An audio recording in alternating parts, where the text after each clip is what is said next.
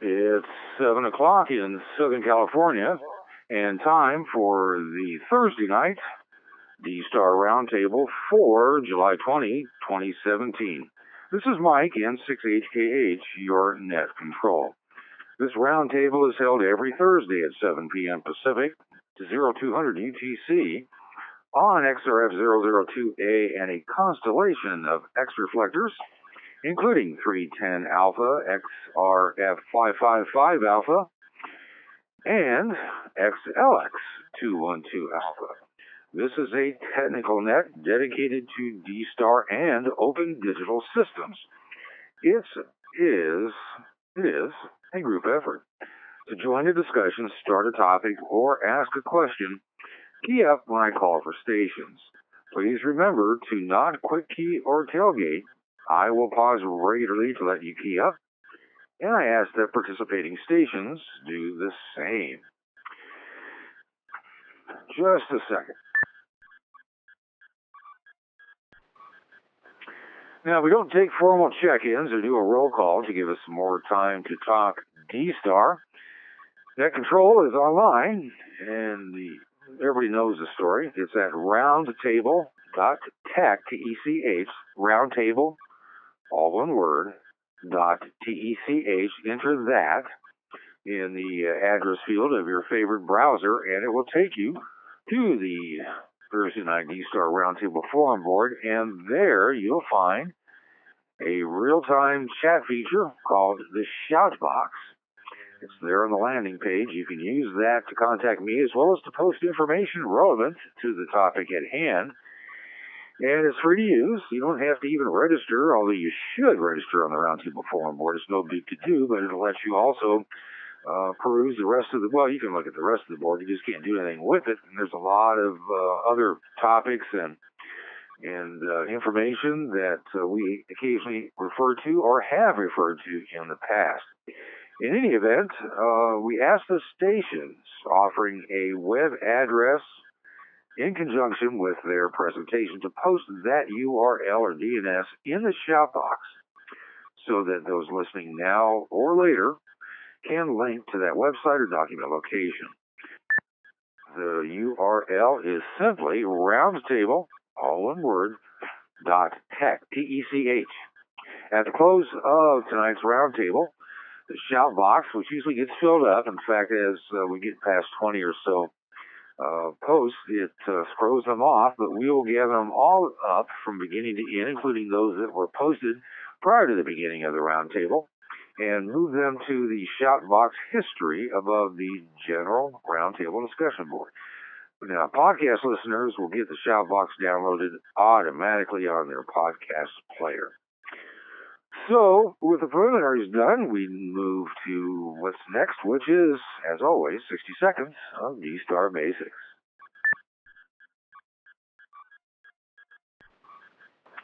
And tonight, on the Thursday Night D-Star Roundtable, for 60 seconds of D-Star Basics, and it just disappeared. How did that happen? Well, that's what happens when you rush to get things done. Just a second. This is not usual for me. There it is. So we're going to talk a little bit about D-Star reflector modules. And a little bit of history probably is in order.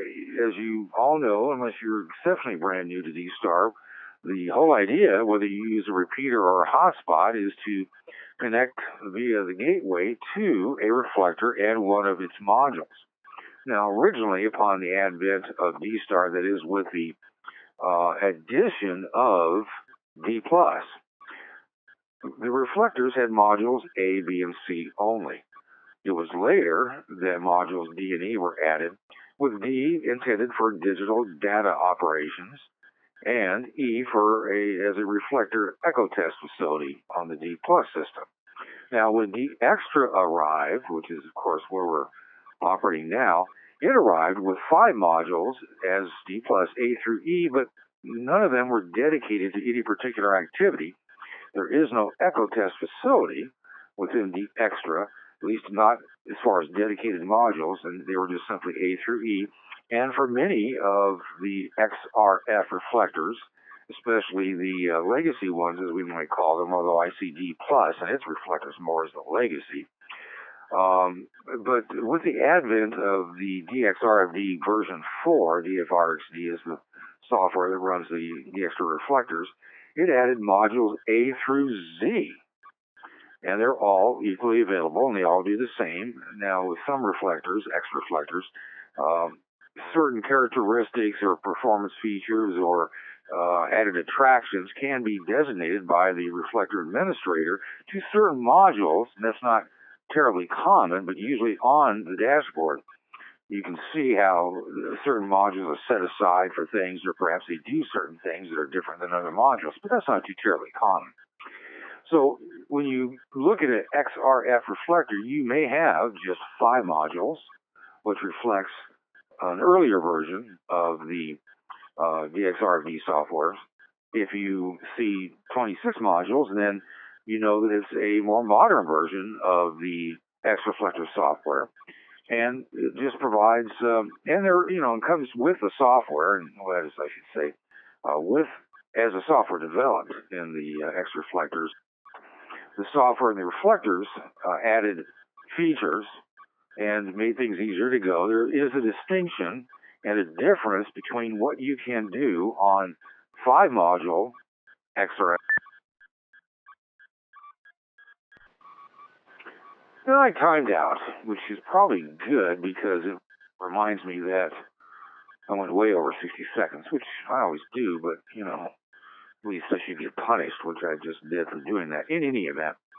So next week, we will address the feature differences between 5 module XRF reflectors and A through Z or 26 module XRF reflectors, and how you can take advantage of them, or at least understand the differences between the two if you physically cannot actually be allowed to mess with them. But, look, they're there just like any other reflector. But, we've talked to let's not get into that because I'm going to save that for next week. So, that's 60 seconds or thereabouts of D-Star Basics. Now, if you would like to quibble with 60 seconds of D-Star Basics, add to it, clarify something, perhaps I just make plain something that seems obvious to others I should have said, feel free to key up and add to the discussion. As with any of the other topics that we take up during the course of tonight's roundtable, we don't want to confuse anybody. We don't guess, at least we try to avoid it. We want to get the correct facts and the technical knowledge to you. So if someone misstates something, usually it's me, or if you hear something that is incomplete and you'd like to complete it, please do so. I'm not going to be embarrassed. I have big shoulders, and anybody who might get upset with it, I will take care of them as well, because you shouldn't be offended by someone that wants to challenge or ask questions or add to or flesh out.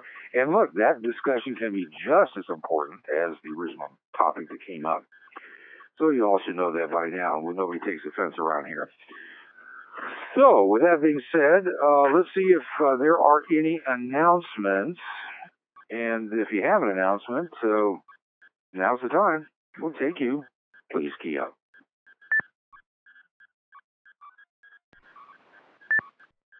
W6KD. And there's Bob W6KD. Welcome. Go ahead.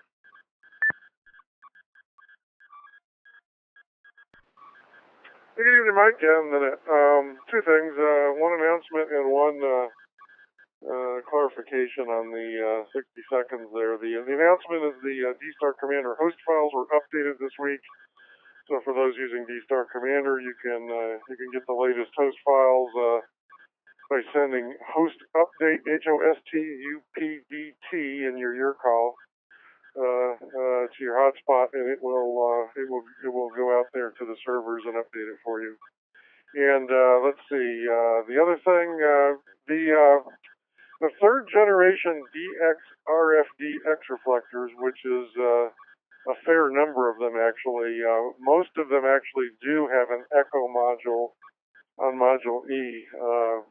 Some don't, but most do. The fourth generation X reflectors, DXRFD reflectors, which is the constellation here, does not. A through Z are available for general communications, and the XLX reflectors, which can also be accessed as X reflectors, also do not use the E module for echo. So if you're going to be using an X reflector, if you're going to be using the E module, if you're unsure, you might want to make sure before you try to use it that it's not actually a echo test feature there. So, because anyway, some of them have it. Many do, many don't. And so if you're unsure, either use a different module or give it a try and make sure that you're not just talking to yourself. So with that, back to the net, W6KD.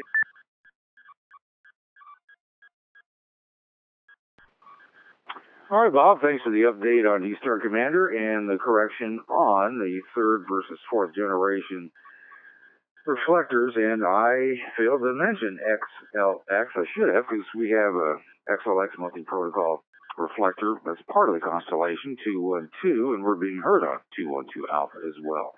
Appreciate it. Stations with announcements, please key up.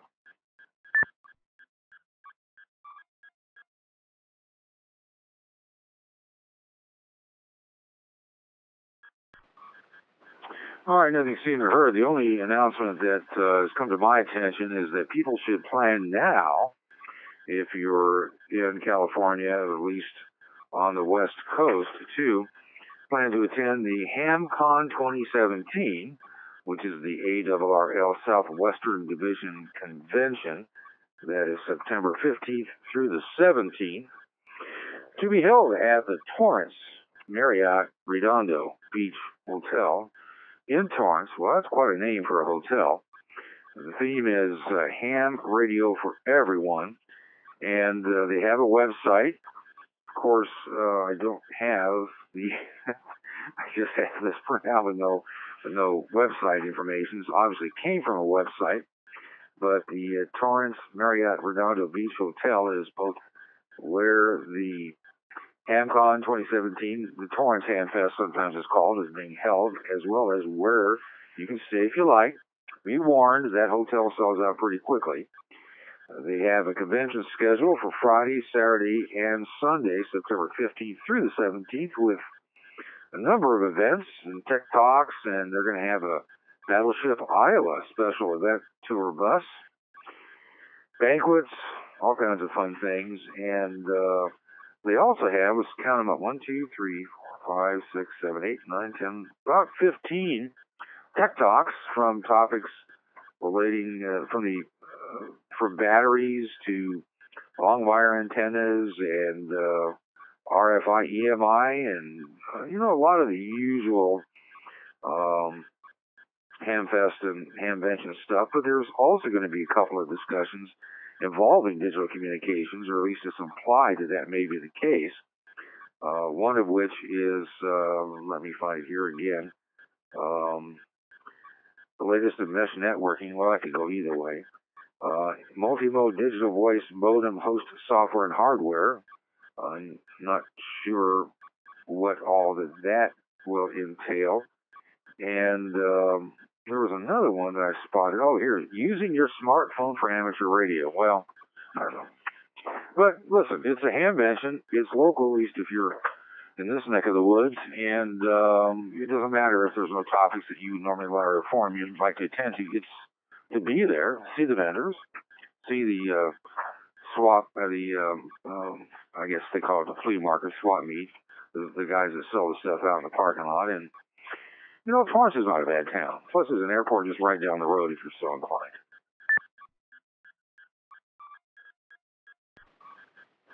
I'm surprised I wasn't sent anything on PacificCon. Come to think of it, I'm not sure when that is. That's another biggie, at least the West Coast. That's certainly covered more. It's attended by people more so than just California, but we'll have that, I'm sure, down the road. Maybe somebody, holy mackerel, look at the shout box. It's filling up already, and I'm not even calling for topics yet. Well, that's great stuff. All right, any other announcements before we move forward? Please, Kia.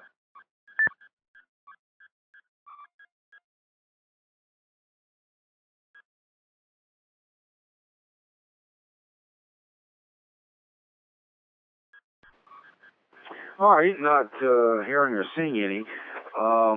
We like to go through the Shoutbox posts, and one of the first ones, which I found encouraging and interesting, came from Dan K7REX, who has been battling getting internet service by satellite from a remote cabin someplace buried in the middle of nowhere.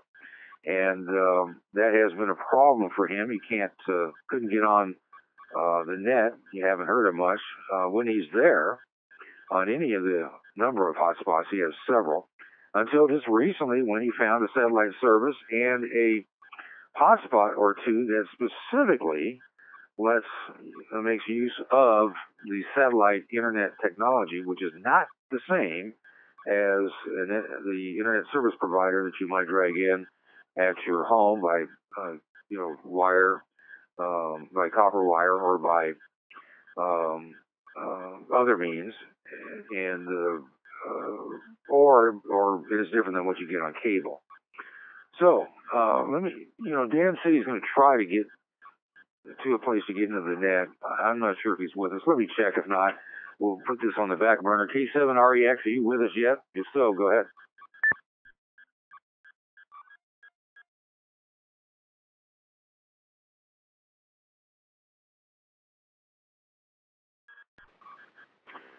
Well, it might help if I, of course, read his post in the Shoutbox that says that he'll be heading back to the cabin Thursday, just so he can check in using the open spot in the satellite system. Look at this. I may be checking in late, but I plan to be there. Well, that explains that. We'll let him arrive late and key up when that occurs. So there is some discussions, and I like to go over other things that are posted in the Roundtable Forum board in the current discussions folder, which are usually active topics that you might otherwise post as a chat in the Shoutbox. But it's going to have ongoing conversations, and it really is more of a thread that should be started as opposed to, chat-like posts that would be lost as people key up and I mean post to it. And I noticed that there's been an update to Buster by Brad NAQQ, and we appreciate the extensive post he placed there just a few days ago. Well, no, when is that? That is June 11th. That isn't terribly recent. Why is that show new? Maybe he could have updated it, added to it. Anyway, unless there is a demand to talk about Buster, there are some new posts and some issues that are being resolved within the Northwest Digital blog concerning using Buster with some configuration port issues. The new version of Buster is not operating quite as smoothly as thought, and I would prefer to see what it is that they find if maybe another version is pushed, and or some of the problems are resolved, and there's 3 answers in the Northwest Digital blog concerning what's an IO group. So if anybody would like to talk about Buster, I'll take you up now. But otherwise, we'll put that off to next week. Stations, please key up.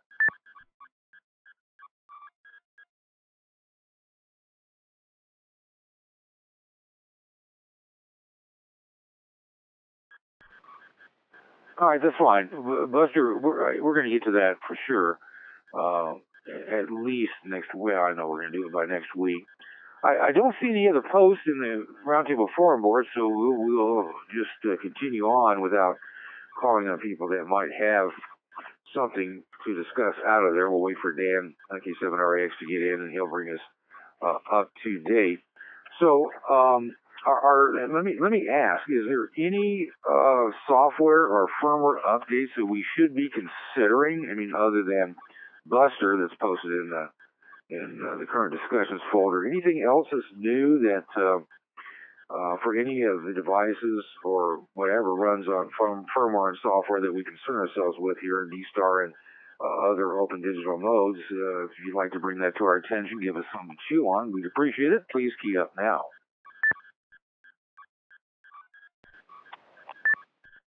W-E-5-E. And there is Don, WB5EKU. Welcome, go ahead. Yeah, hi, Mike. Internet, excuse me. Let me turn my other radio. There we go. Okay, sorry about that. I just noticed that David Lim, the author of Blue DV, which is the program that runs on Android for the Blue Spot, Android and other. I think it runs on other systems too, Windows. Has just come up with a update.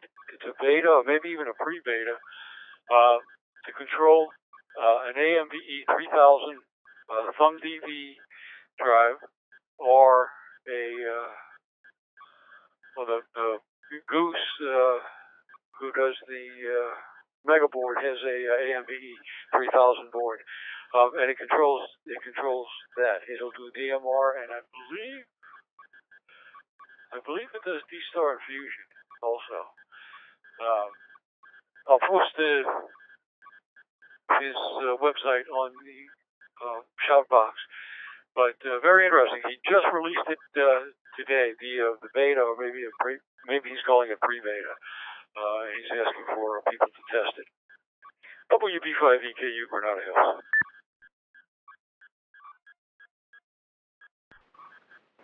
All right, Don, that's pretty exciting. And so Blue DV aficionados get the update, beta, and test it and report back. It sounds like fun, and certainly worth checking into.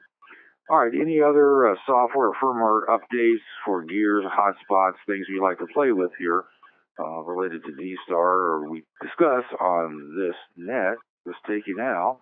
Let's tell everyone about it, not just keep it to yourself. Stations, please, Kim.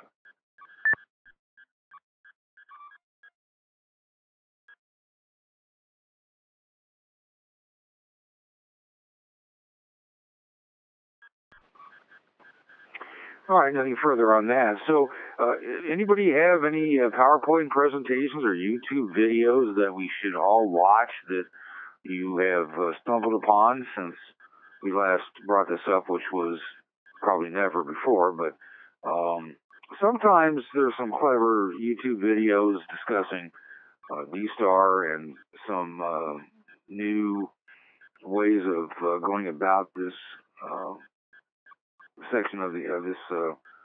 And I'm sorry, I'm reading through an email that just came through. No, it has nothing to do with this. Never mind. So sometimes there are some clever YouTube videos or informative YouTube videos or even PowerPoint presentations in PDF form that discusses D-Star, maybe talks about future operations, things that might be of interest. I don't want to make more of it than just that. If there's something you saw that you'd like us to know about, you really ought to post it in the shout box, but you can also let us know about it verbally as well if you like. Stations, please key up.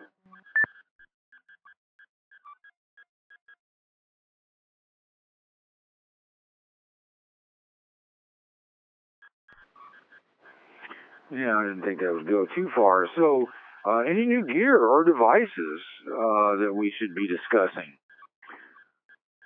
Any new vaporware that's come and gone that maybe we should make notice of? Stations, please key up.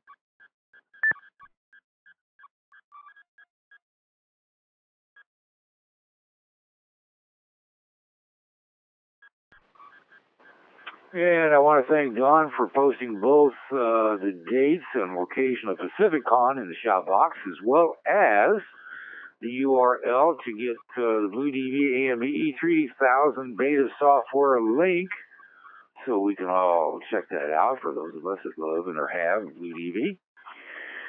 And so any reports from any immediately past ham fairs, hamfests, conventions, hamventions, vacationventions. This seems to be a season. We're getting into seemingly one every week. But, I think we all like to hear from stations that have visited some of these, especially those that we otherwise would not think to attend, and give us a brief report of what they found or saw. It can even be, not even an AWRL sponsored, probably better that it isn't. But if you attended something like that and came away with some thoughts, or if you just liked what you saw and, would encourage others to go next year, that's all good. Let's get a brief report. Stations, please key up. Lima 1, Hotel November, mobile.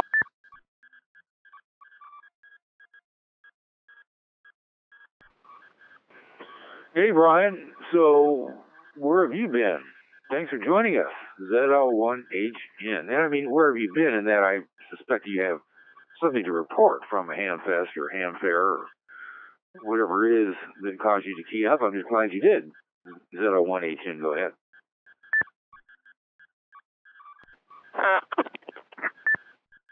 Z.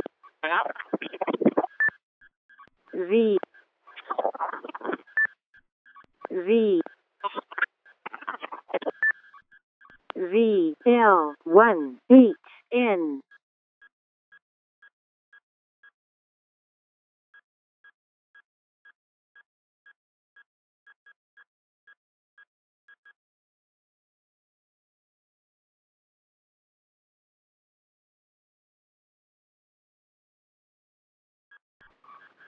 ZL1HN and 6HKH. Let's see if you're listening.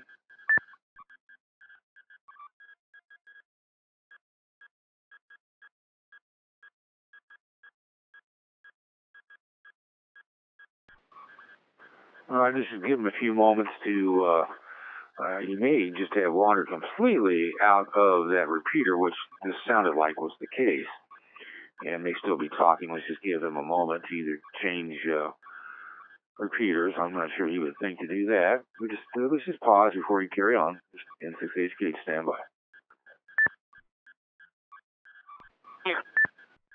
ZL1H.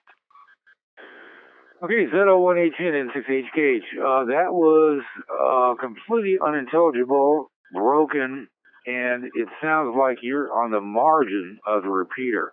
There is not one word that we were able to copy.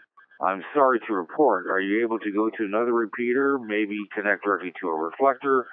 I'll try to pick up what your intent is. Otherwise, you can just key back up when you think you're in a better coverage area. ZL1HN, go ahead.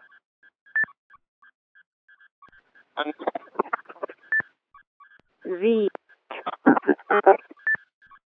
Z. Z. Z. ZL1HN. Hey, Brian, that isn't going to work. I suspect you can hear me, but we cannot hear anything. It's chopped and broken, very unlike you. So what I'll do is ask you to stand by until you can confirm you're in in repeater coverage, and key back up, and we'll take you then. But we can't. I have no idea what you said, and that's not good because I'd like to hear what you have to say. So we'll get you next time you're in a better spot and can key up and let us know that you're there. Okay. Well, anybody have any reports from the Ham Fairs or conventions? I'm not sure if that's what Brian wanted to do, but I didn't see anybody else key up at the same time. Let's just see if there is anything further. If you went somewhere and it was ham related and want to report it, tell us about it. That's really what this is all about. We'll take you now. Please key up.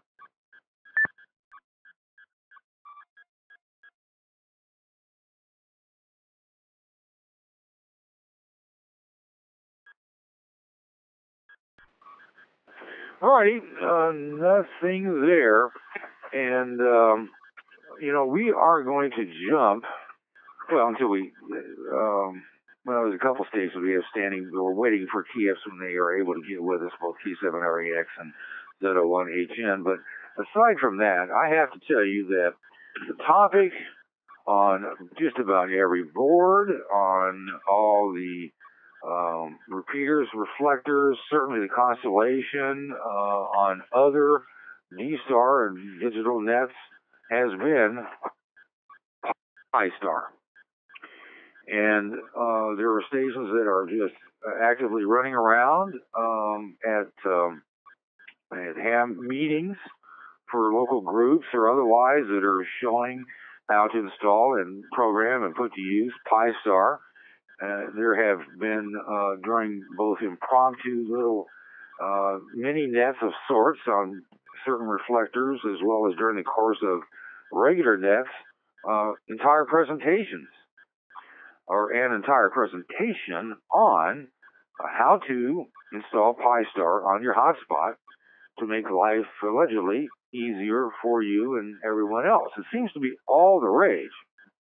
But, and just so we're clear, this is the MW0MWZ software. We posted, I think, the link for that. Certainly, there you can go to the Pi-Star Digital Voice for D-Star and other modes involving the use of a Raspberry Pi.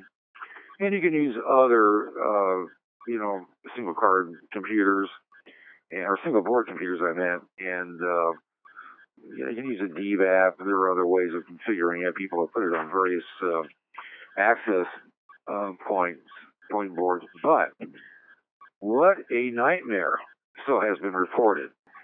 And the problems that have resulted in the inability to do a lot of things that were otherwise easily accomplished on other images or in other circumstances have surfaced.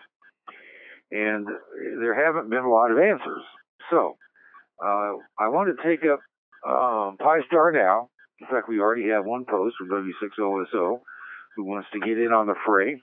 I'd like to start out first by hearing of those that have installed Pi-Star, whether it works as you were promised or as you thought it would, and if not, what doesn't work.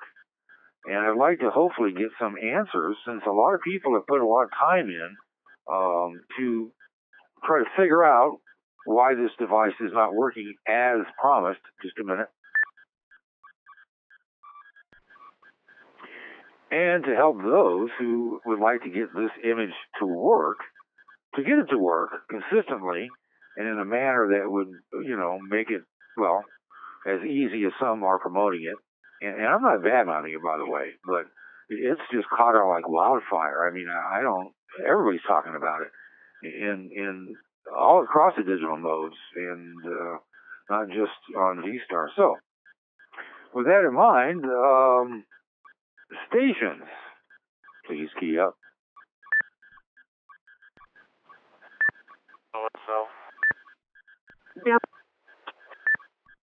WB5EKU-B. All right, I have WB5EKU and W6OSO to start. Let me just see, was there a third station that keyed up that may have doubled?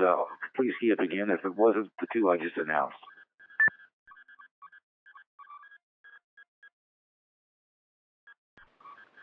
All right, we'll take these two stations, and I know there's more out there that want to talk about it. So first, the WB5EKU. Go ahead.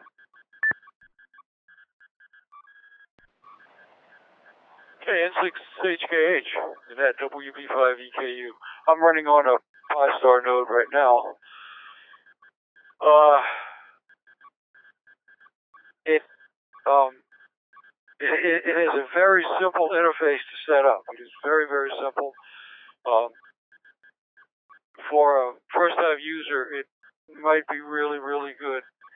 There are things that you're not able to do that I think any of us who have been experimenting with multi-mode MMDVM and IRC-DTP, there are many things that you can't do easily, if at all possibly.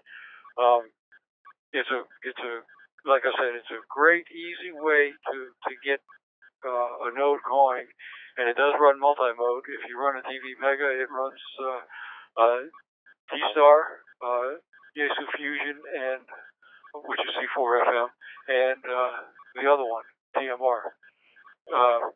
It does not do P25 yet.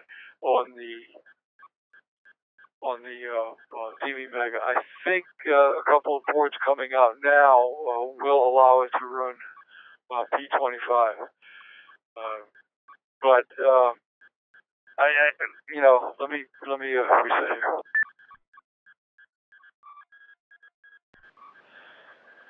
I was surprised how easy it was to actually set up and get a node running. The more I dig into it, the more questions I come up with actually on its operation. It does work. Some of the custom things you want to do to it, it's harder to customize, and I'm sure there's going to be other people checking in. I know Mike also has some issues also. So that's my take on it, and like I say, you're listening to one right now. N6HKH WB5EKU.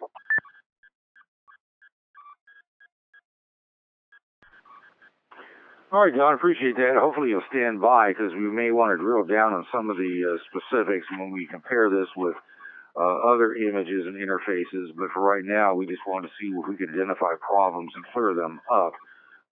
So next we say hello to Mike, W6OSO. Go ahead. Good evening, Mike and the group. I have been fortunate enough to get one of the new Zoom boards that was manufactured and designed by KI6ZUM. I got one of the first pre-production units Saturday, I guess it was, and it was heavily impressed to use Pi-Star because it was the easiest software to use. I did use Pi-Star. It is very easy to understand once you go through it a couple times. There's no documentation, which I plan to write some and get it posted. There's no instruction on it at all, and that's the frustrating part. But once you figure out the software, filling in the page, the configuration page, is just like filling it in with D-Star Commander. It'll do P25, it'll do Fusion, it'll do DMR, it'll do D-Star. And it's just a matter of clicking in some switches to turn what you want on or off, and putting in DMR identification number, call sign, and some information about the node that you're going to use, whether it's the Brandmeister node, which it is the Brandmeister node, and APRS node, which APRS node you're going to use. You get that thing through and finished, here comes the real trick. DMR, I didn't have a problem at all getting right on the air. However, what they don't tell you is that if you have specific channels on the DMR radio, in your radio, you have to go to the Brandmeister configuration page, your profile, and there's a box at the bottom left of the screen that you have to actually plug in the pages, the channels that you want into that box. And that tells the Brandmeister server that you're on a hotspot and that you want to listen to these channels. Let me break for a minute.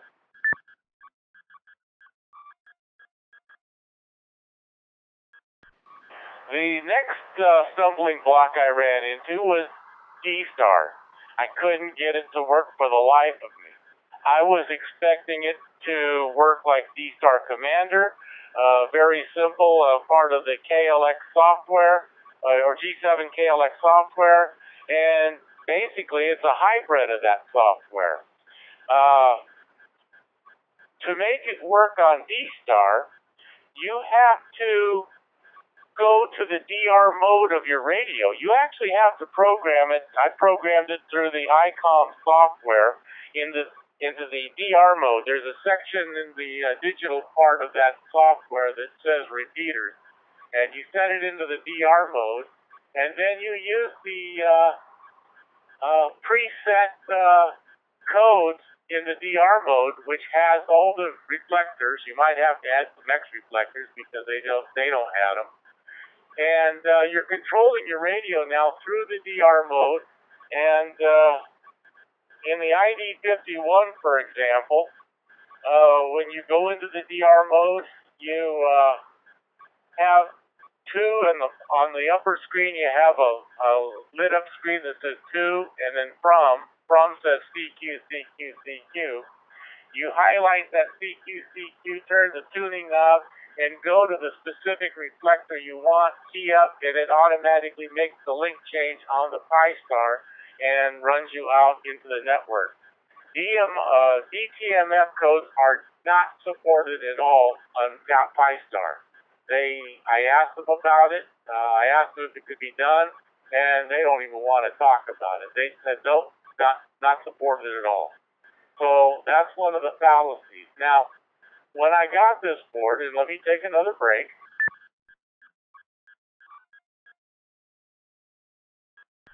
When I got this board, it was billed as the Ginsu board of boards. It would do all. It'll do all four modes. It'll make coffee and put your babies to sleep at night. Well, it doesn't. Yeah, it does, but it doesn't. Let's be fair about this. I had mine set up for D-Star and DMR, and the programming of the Zoom board is sequential. It scans all four modes or whatever modes you have on, and it looks for signals for that mode. In my case, it was scanning D-Star and DMR. If DMR is specifically busy, it's going to grasp and hold on to DMR, and it won't release until the QSO is finished and after a 20-second hang-up.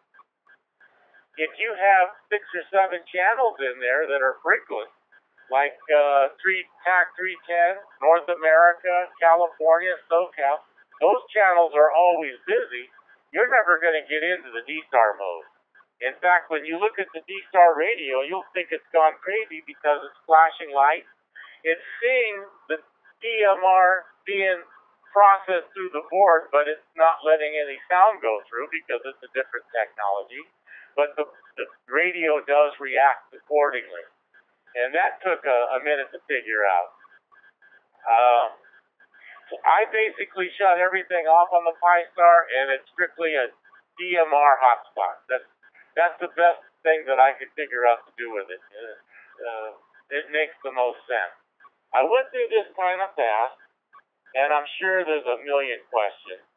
So what I'll do is turn it back to net control and wait for those questions. We have to take them one at a time. I got my trusty pencil here, and I'll do my best to answer them. This is quite a learning experience using Pi-Star. I was going to switch it the other day and go to that KB5 RAD, but then I stumbled into the right combinations, and I didn't want to go through another headache, so I just lived with Pi-Star. But it's a good software. It's a software that is still under development. It's to use the vernacular, it's not ready for prime time, but it'll get you going until they get it up to speed and up to the way it should be. It's not the software's fault. Like I said, it's something that's still in development, so you have to take that into consideration when you make the choice. But it does work pretty fair. I got to give it that. It's a good software. Back to you, Mike. WB5E. WB5 EKU acknowledged. All right, Mike, I appreciate your presentation and your offer to answer questions. Instead, though, we are going to take comments and from stations rather than questions for you, because you gave us a lot to digest. I suspect that not everyone agrees with everything you had to say, and many probably aren't sure what you have. Some of what you have mentioned hasn't been brought up before anywhere else that I can think of. So, as we let this digest, I'd rather have stations key up to comment and relate their experiences and get the problems that you've addressed. And I've got a list here that I haven't even gotten into of issues with Pi-Star that I think have been resolved, and I think the stations that resolved them are with us. And I'd rather do that first. So, Mike, thank you. Please stand by. WB5EKU, go ahead. WB5EKU. I'm running Pi-Star with a TV Mega board. I don't have the problem that, I don't know if that's a hardware specific problem that Mike was talking about, that it sequences through. I kind of think that's the firmware in that board that he's running, where it sequences through. TV Mega does not. But I have had no problem with using DTMF, Mike. I've used it on CCS7. I've used it to unlink reflectors. I have used it. Now this is on D-Star.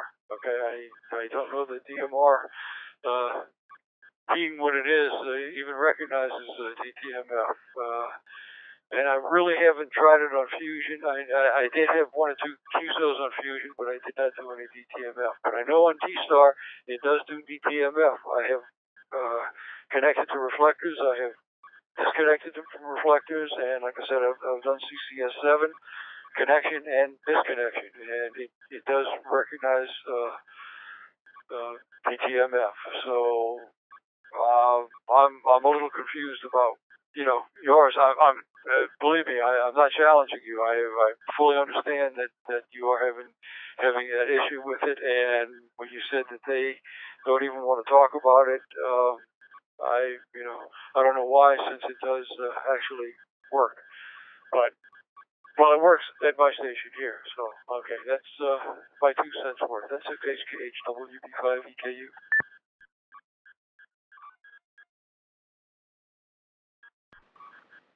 Thank you, Don. Stations with Pi-Star who have either successfully installed it, can respond to some of the issues heard so far, or who have unresolved Pi-Star problems that you'd like to actually set forth as a question here and perhaps get answered. Let's take you now. Stations, please key up.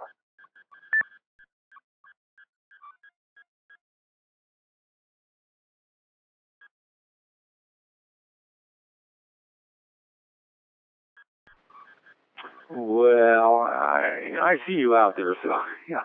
I'll tell you what, I'll run down some of the discussions that have come up. First of all, in D-Star, there are a fair number of reflectors that you cannot connect with Pi-Star.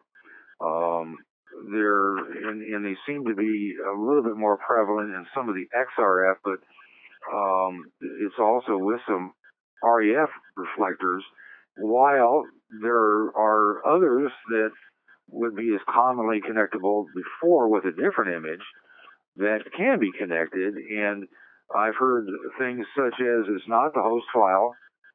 Yes, it is the host file. And then the issue came up with, well, where does Pi-Star get its host file?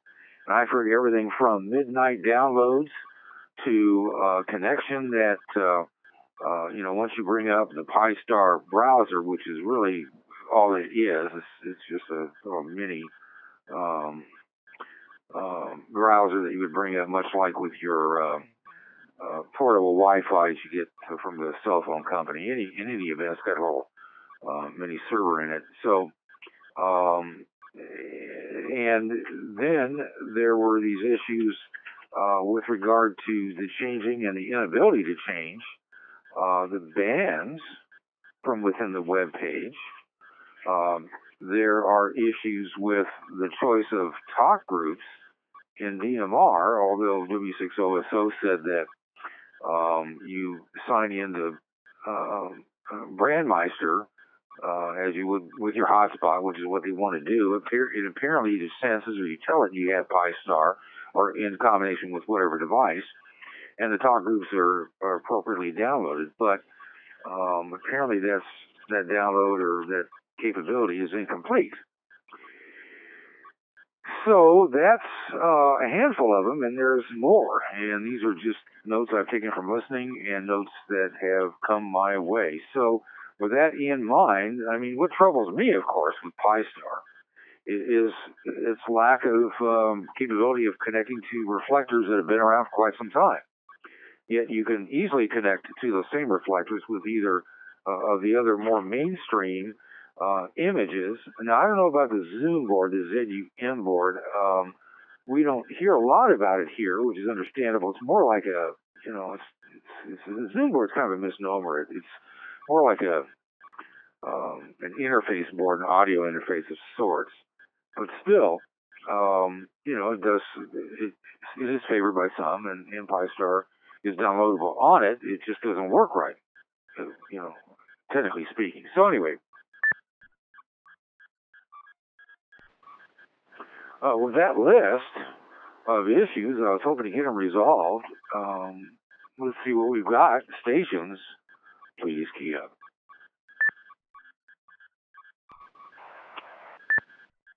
W So.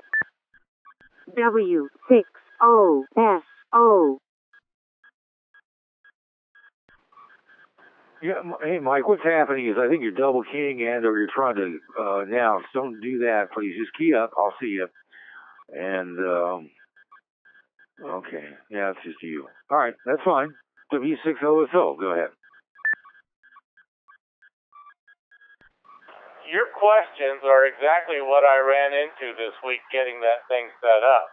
As I said, there's no documentation whatsoever.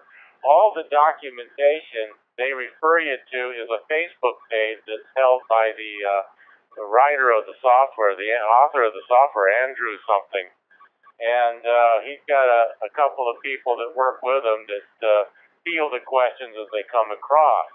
If you look through the Facebook, you start seeing some of these answers to these questions pop up. Now, the Pi-Star people have said they're making it a practice of sending out periodic updates at midnight. Since your Pi-Star is always connected to the internet, they're sending it out, and I don't know how they know where you are, but they're sending out these updates. And it's supposed to be automatically downloaded into the Raspberry Pi, just like your Windows updates on your computer.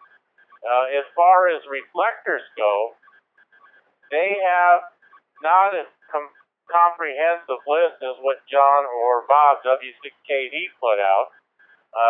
Since they're British, I don't think they've done a lot to really clean up the list or polish the list. In today's Facebook posting, they said that there was going to be an update sent out either today or by week's end of the more up-to-date X reflectors and REF reflectors. If you really wanted to do it, you could get into the screen into the host files, and you could probably update it yourself. Somebody like John or Bob I would have no problem with, because these guys sleep that stuff. I would not do it myself. I got it working, and if that dog is lying, I'm not going to kick it.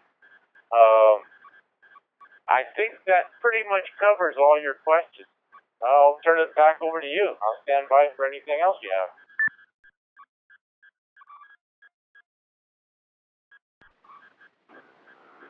Well, let me see if I understand this. So the Raspberry Pi folks are sending host file updates in the middle of the night, and assuming you leave your hotspot on, and it senses the existence of the Pi-Star image and downloads them into the Raspberry Pi. That is odd, although anymore nothing surprises me. I'm not sure if you explained how or why the Pi-Star software will not connect to reflectors. I mean, the most commonly heard reflector that it will not connect to, let me see the list here. One is XRF012, and let's see, there were some others. That's probably the most prominent one, but there are others.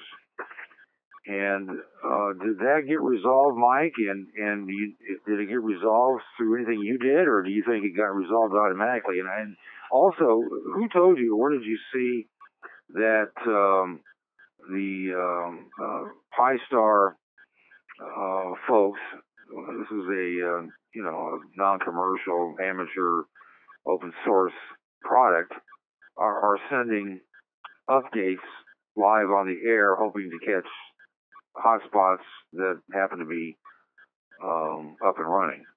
I just want to make sure I got that right. Back to you, W6OSO. Go ahead. I was going through their Facebook page today, looking at questions that had been posed to them, and the reflector issue was one of the main topics that people were writing in about, and the writers or the administrators of the Facebook page said that there would be an update coming out at midnight.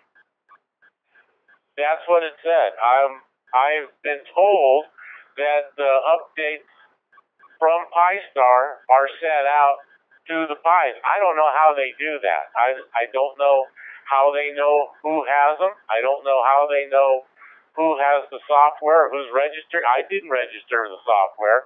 There's no way to register the software. So this is all stuff that is taking some time to figure out because, like I said, there is no documentation other than Facebook.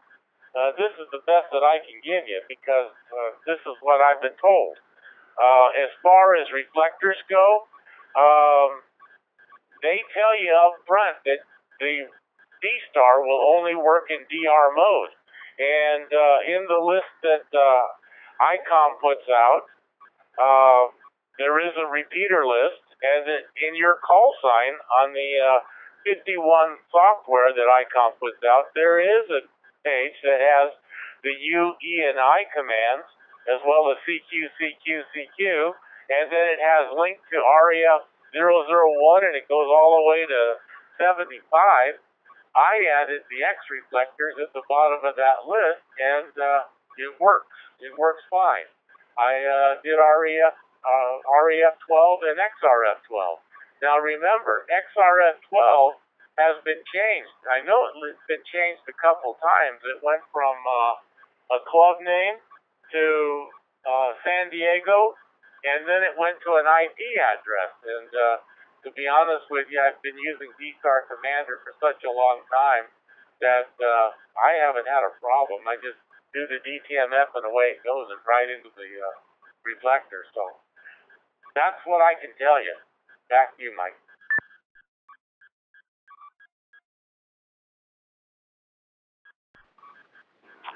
Well, okay, Mike, I appreciate it. I mean, we don't really care about the ICOM DR repeater list so much as we are about if that's the case, if Pi-Star has to, in a sense, accept no programming except for commands from the radio, but it doesn't make sense to me what difference does it make whether you send the command from DV mode or DR mode, and how the heck would Pi-Star ever source the list of reflectors in ICOM's DR mode reflector list? I mean, that just boggles my mind. Now, I can see where there might be a misunderstanding over a software firmware update, well, in this case it'd be software, that might be issued at midnight, perhaps tonight, versus some server somewhere actively seeking out Pis and uploading files. I mean, I just don't see that. But I'm in no position to dispute it, other than it just doesn't make sense to me. But then, as I've said, there's a lot of strange things out there, and there's a lot of odd things that have been brought to my attention. I still scratch my head over how the heck does that happen. All right. So I'd sure like to get comments from other stations, especially those that have successfully installed the Pi and have it working in every manner that they could possibly want it to, and what, if anything, they did to configure it properly. Now, again, there is a when you fire it up, you type in a URL for the Pi-Star in your browser, and you get that browser page, that web page.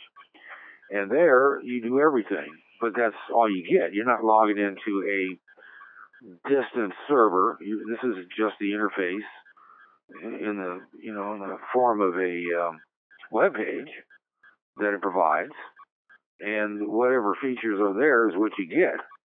So the question is, if you don't like those features or they aren't working, what more can you do, if anything? Now, I have not heard of any difficulties whatsoever with Pi-Star connecting to any of the reflectors in the constellation. But that doesn't mean that we can't address the issue of not being able to connect to other reflectors elsewhere. Setting aside for the moment, of course, that these other reflectors that have been recalcitrant may have issues germane to them and none other.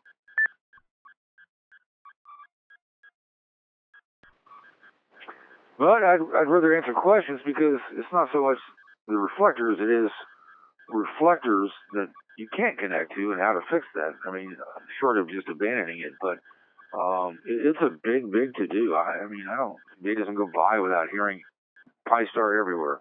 I can't get away from it. But we're here to fix it. All right, so look, I need some help on this. I know you guys are out there. Don't be shy. It's Pi-Star time. Stations, please key up. K6KD. K6KD. John, welcome. Go ahead.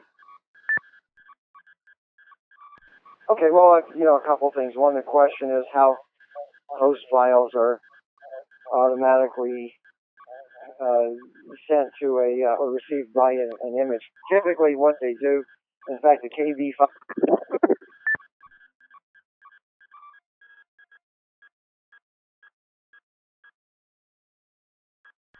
Give me a second, I'm picking up another radio. K6KD. Okay, sorry about that. That icon battery probably needs to be replaced. It lasts about three minutes.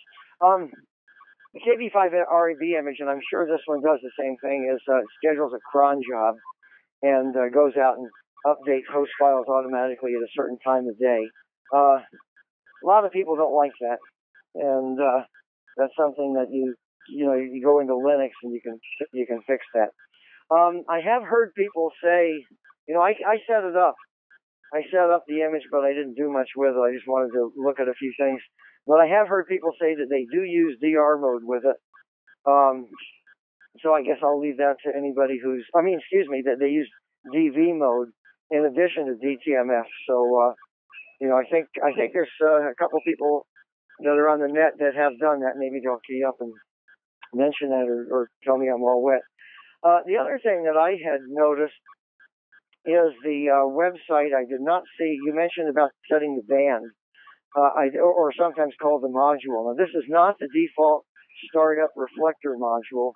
On the Pi-Star configuration page, you can set up what default reflector and reflector module you go to. What I'm referring to is not that. It is, depending on the program, it's either referred to as a module or a band. And I don't see a way to do that on the website, on the Pi-Star website. So if you need to change that, and that gets into another question, you have to do that with Linux.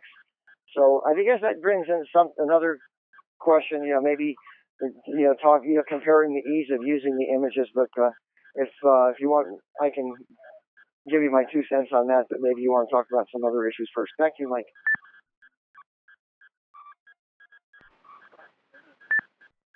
K8.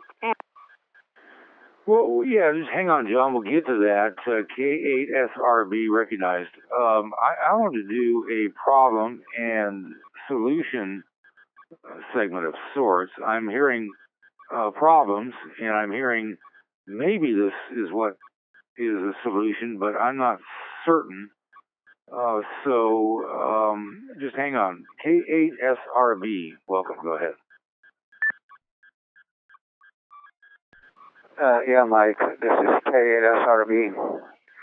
I started using the software Pi-Star and D Omega. I had issue with connecting to a reflector XRF 38 Alpha, the one here in Ohio. I could connect to your reflector, the one we're on, no problem, but I just couldn't do it 38 Alpha. From the author, I got the information back. He said that some X reflectors are using older software, and you need to put up in your router in port forwarding UDP 30001. That's 30001 UDP port forwarding. I did that, and bingo, XRF 38 Alpha now is working A-OK. That's my story, and I'm sticking to it. Okay, Mike, this is K8SRB.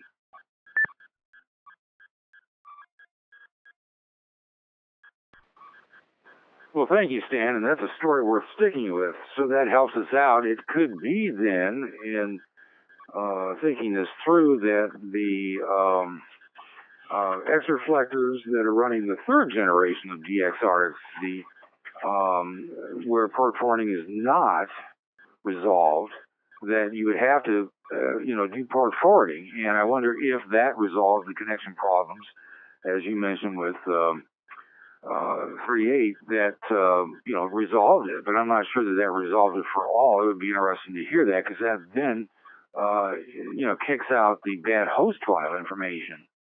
It may not resolve bad reflector software or one that's junked up, but still, we're running the fourth generation DXRFD here, and port forwarding is never an issue, and that's one of the things I was going to talk about next Thursday in 60 seconds. But anyway, all right, good. I'm glad you keyed up and helped us out on that, Stan. We need more stations like Stan to help us out. Please key up.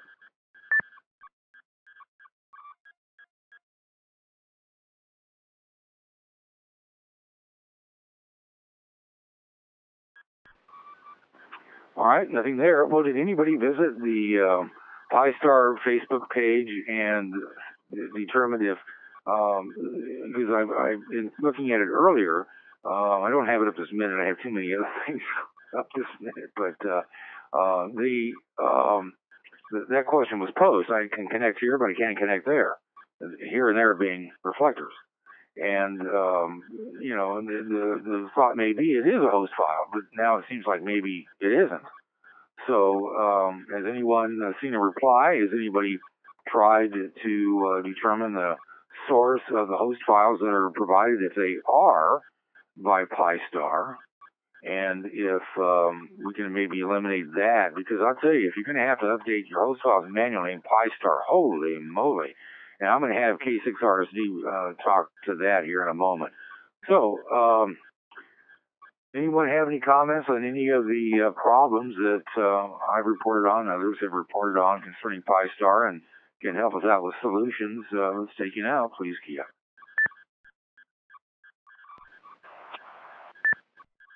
W60SO. W60SO, go ahead. Yes, I'm on the Pi-Star Facebook page right at this time, right at this minute. And there is a report of a problem connecting with the XRF12A.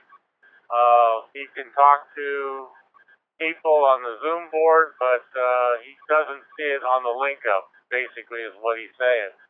The writer of the software, the author, says he's seen this issue, and it's the same issue they had with REF012, and he's going to check it out after tonight's DMRNet, Talk Group 3105.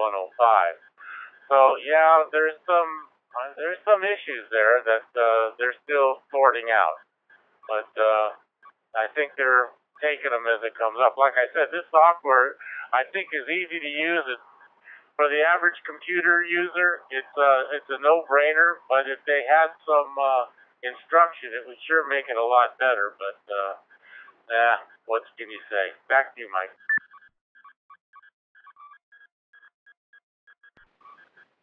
All right, so this could be unique to that system that hosts those reflectors, and perhaps none other. But well, that can't be because we've had a station here tonight, and there have been other stations that have reported problems with other reflectors that could not be connected to, or to which they could not connect. So, all right, Mike.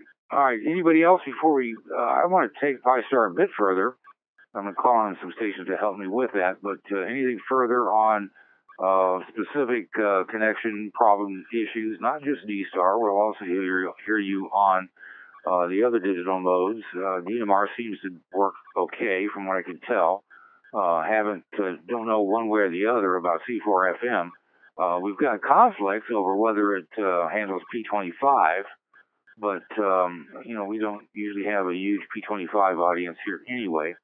And in fact, I don't think I've had a P25 question come up ever. So, but that doesn't mean we won't entertain it. So anything further before we start doing some comparing and contrasting between images, and perhaps why the Pi-Star may have a place, but not be the panacea that it is promoted as being. Stations, please key up.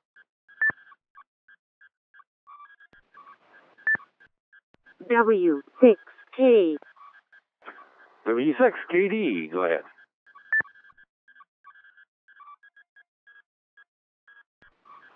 Yeah, I've got a question here. I'm unclear as to what the RF device this is connected up with is. This ZUM board that's floating around. Actually, there are several of them. There are several different kinds of MMDVM compatible boards that Jim KI6ZUM has made. So, is this a interface board that goes to an analog radio? Is this a board with a RF module on it? I'm sitting here with just a big question mark in my head. I don't understand what the image is talking to in terms of an RF device connected to the Pi.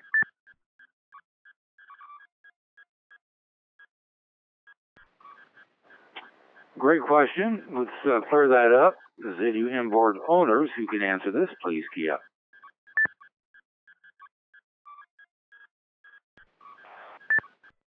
W6OS. W6OSO, go ahead.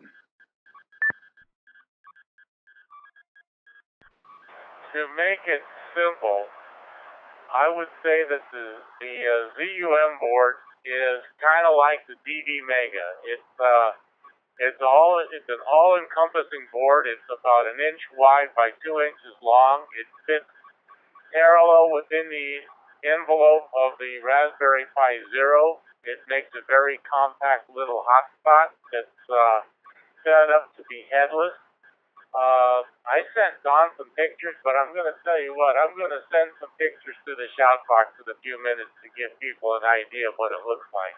This is a product that KI6ZUM has been working on for years. He started off with the 7021 board, and then he went into MMDVM, and then he came up with this little board that they found a professional company to stuff the board and put it together. This thing is destined to hit HRO and some of the radio shops for the amateur. They've got big plans to market this thing. But let me send some pictures so that you get a look at what it looks like. And when it's all put in the case and stuffed in the case on the Raspberry Pi, it looks just like the DD Mega that you get out of Gigaparts. The same exact thing.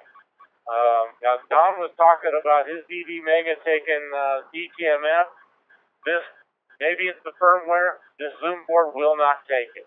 And so I'm just at a loss like everybody else is on that. The only way I could get it to work is in DD mode, which is what the Pi-Star people say. So I don't know.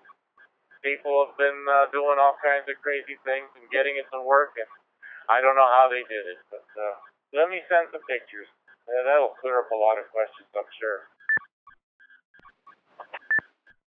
W6K. WB5EKU and W6KE recognized.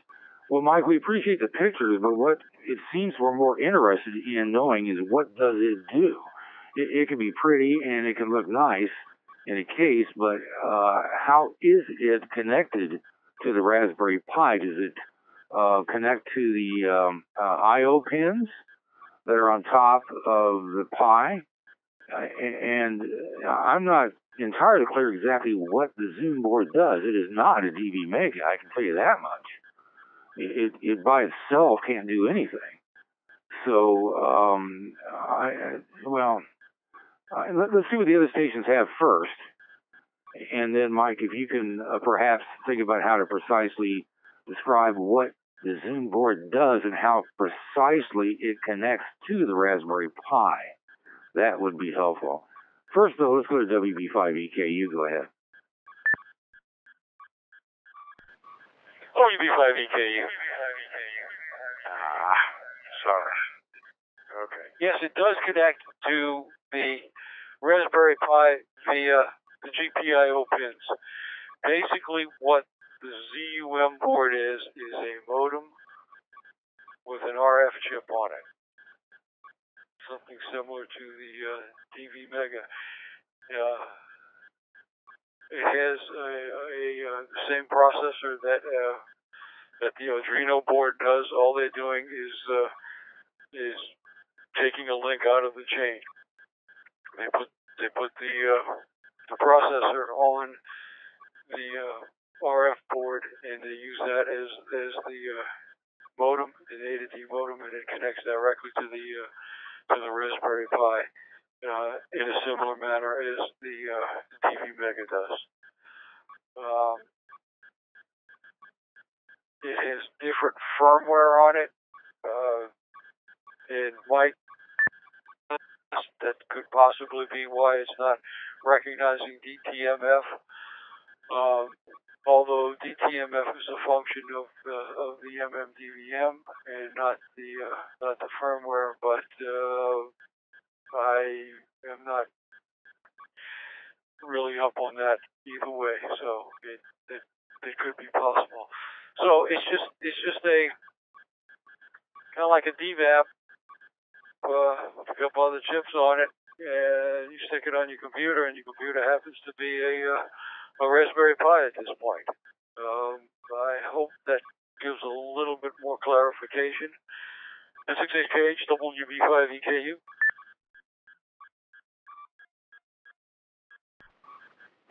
All right, so the Zune board, Don, replaces the DVAP. I think he described it as having an RF chip on it. So you jettison your DVAP on your Raspberry Pi because the Zune board replaces that as well. Do I have that right? WB5EKU, go ahead. Well, no, I just use the DVAP as as an indication of what it does. The DVAP has an RF chip and it speaks directly to the computer. It does all the it does the modem also. No, it is a single board. It does have a RF chip on it, not the 7021, which has been canceled, which they started to work with many years ago, and the NXP canceled the chip. So they went to another chip and designed this board with the processor on it, and it speaks to the Raspberry Pi through the GPIO pins. And I don't know this for a fact. I don't know if it's through the SDI pins or the I2C pins. So I don't know exactly how it speaks to it yet. I have to look at it a little further. But it's similar to a DVAP in that it connects to a computer. This one only connects to one computer, which is the Raspberry Pi. Does that help, Mike?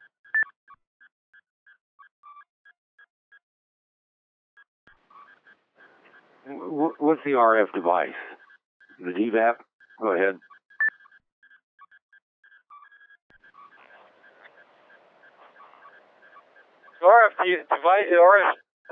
device is the radio. Basically, the radio that it transmits. The DVAP is an RF device. DV Mega is an RF device. This Zoom board is an RF device. It has an RF chip on it that you put an antenna on it, and it basically becomes the radio. So you can talk to it. It's just like the radio's on a repeater up on top of a hill. It has transmit and receive function. And it takes the signal and sends it to the A to D in the processor, and it talks to the Raspberry Pi, which carries MMDVM and IRC DDP.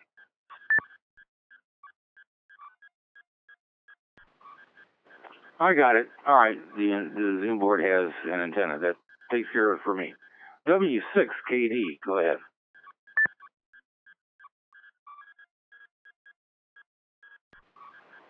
Yeah, I just posted on the shout box a link to what I believe we're talking about here, which is not a Zoom board. It's the Zoom Spot Raspberry Pi UHF hotspot board. There's actually a flyer for it with a picture of it, and it essentially is a analog of the DV Mega. Plugs into a Raspberry Pi, has the RF module on it. What I was trying to discern earlier with my question was whether or not this was an earlier board that was made, it was also designed by KI6ZUM, that used a now discontinued RF module that is in limited and dwindling supply with no further manufacturing, and this does not appear to be that. This looks like something new. So this looks like yet another Raspberry Pi, hotspot on a board, just like the DV Mega is. Interestingly, it says that they plan to make a 220 and a 900 megahertz version later. 900 megahertz won't do D-Star any good.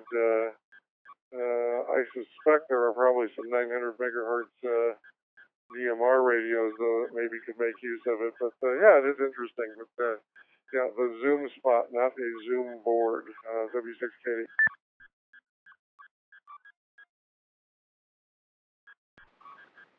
All right, I want to thank both W6KD and KK6MYS for posting it.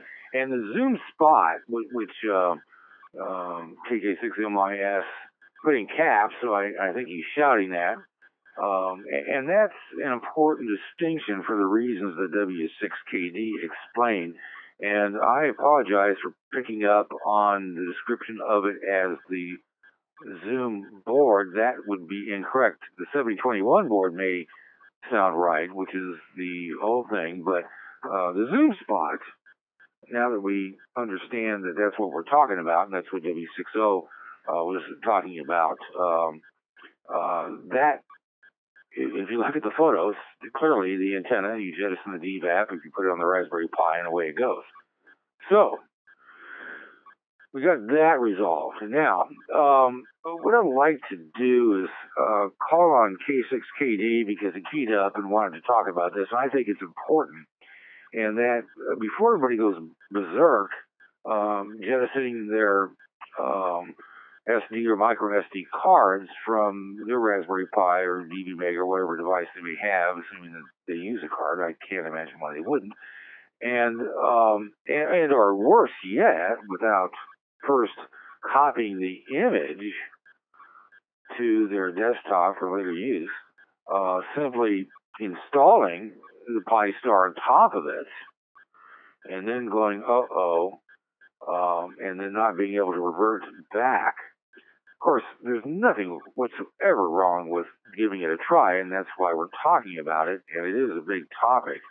But I think some thought should be given to what is it that you're getting, and why is it all the rage, so to speak, if that seems to be the case. Perhaps John or others can compare it to and give us some thought of, for example, with the D-Star Commander, and also compare it being Pi Star to the KB6 RAB images, and maybe do a advantages, disadvantages discussion. Of course, I'm shoving a topic down his throat. We'll let K6KD decide for himself what exactly he wants to do and how far he wants to take it within the parameters I just set up. So there. K6KD, I appreciate you volunteering. Go ahead. Okay, well, what I was going to discuss is the ease of getting into using the images and the options, and I wanted to use the D-Star Commander as a benchmark for comparison. I mean, we know that that D-Star Commander is just D-Star, and the other two, the KB5RAV and the Pi-Star, are multi-mode images. Understand that. But in terms of ease of use, I think we can compare all three. I would say that for just pure D-Star alone, it's off the topic that I think D-Star Commander has some significant advantages. But aside from that, here's getting to, there are three levels of ease in working with, say, D-Star Commander. There is easy, very easy, medium, and hard.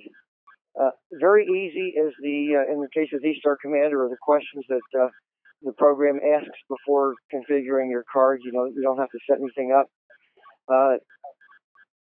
And for most people, that's all they have to do. In the middle, moderate difficulty is getting to the desktop and using the GUI. And that you get to either with VNC or plugging in peripherals directly. And then hard is using the Linux commands. I think it's probably fair to say that with D-Star Commander, most people get by with the very easy, and then some people have to use the moderate. Okay, now the KB5RAV image doesn't have a very easy, like a D-Star Commander. It has a moderate, it has a desktop with GUIs, and with file modifications, but easy to do it with shortcuts.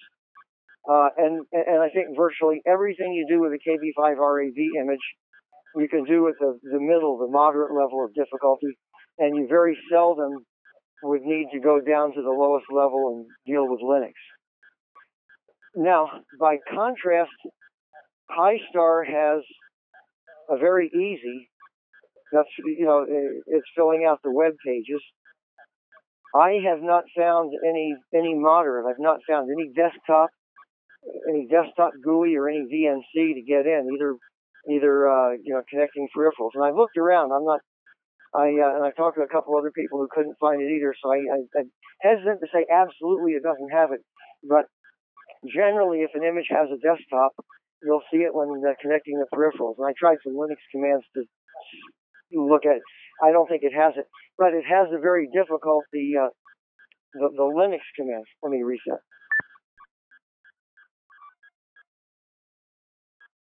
So the thing with the Pi-Star is, if it does everything you need at the very easy, that's great. But if it doesn't do everything at the very easy, there's no middle ground, there's no moderate, and you got to get into the Linux, which for a lot of people is very difficult. And there is one shortfall that I think exists with the Pi-Star right now that could require you to have to get into the Linux to really properly configure it. So anyway, easy, moderate, difficult. D-Star Commander has all three. KB5RAV has moderate and difficult. Pi-Star has very easy, but no moderate, and then difficult. Does that make sense? Back to you, Mike.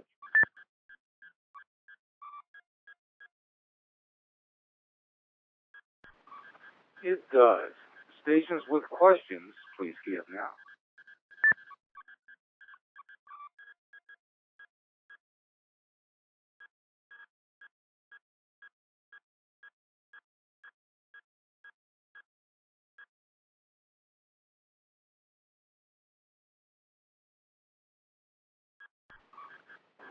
Well, nothing seen or heard, so does that mean that issues with Pi-Star and understanding the comparison with the other images is clear?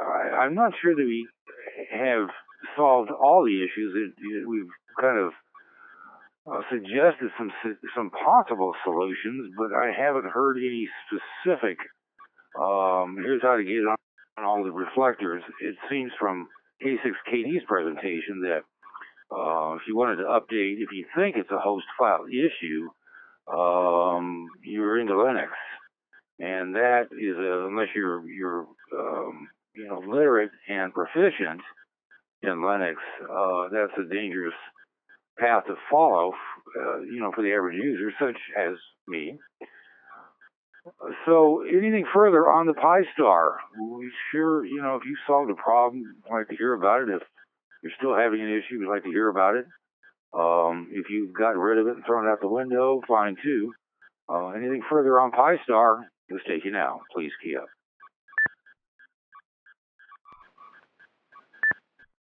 K6 N5WD. I have K6KD and N5WD. K6KD, go ahead. Well, a couple things regarding, one way that I believe that Mike said the host files come down automatically. So I think you don't have to get into Linux for that. There's a cron job that automatically executes to bring it down whether you want it or not. But there is an issue that I've kind of alluded to. I think we should really hit on it before departing, and that is the band issue. Setting the band, going back to all the way back to all the earliest versions of G4KLX, Western D-Star, D-Star Commander, setting the band is something that's set. It's sometimes called module. It's set in the single mode images like D-Star Commander. It's set within IRC-DDB gateway and D-Star repeater. In the case of images like Pi-Star and KB5RAB, it's set in again IRC-DDB. Instead of D-Star repeater, it's set in MMDVM host. The images don't have a problem making sure that the band set on one of the modules is the same as the other so they can communicate. But the reason it's good to be able to set it when you're creating an image is so you don't have multiple hotspots or more than one hotspot using the same band and connecting to the same reflector. It causes problems. And I don't see. It looks like Don WB5EKU and I were talking about it earlier and doing some experimenting, and it looks like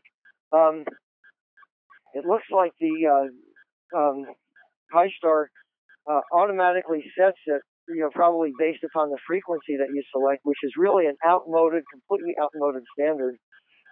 It goes back to the days of the ICOM stack, and it looks like even if you go into Linux and change it, the next time you go back in to do any kind of apply changes from the web page, it undoes the changes you made in Linux. So it's very problematic. The way I would say it in non-technical terms is it doesn't necessarily play well with other hotspots in your house. Back to that.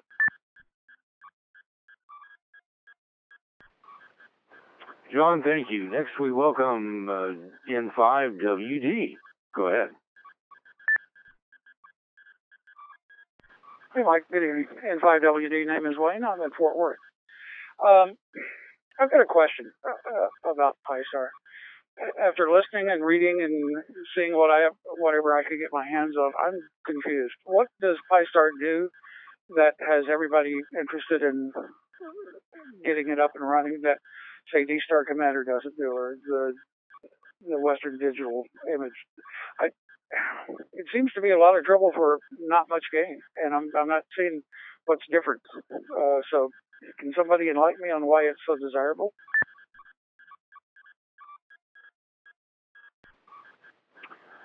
Oh, I think we can. That's a good question. Well, and it's not just a D-Star, it's a multi-mode image, and that does make a difference, which, would include, of course, D-Star, but stations who can answer Wayne's question, please key up.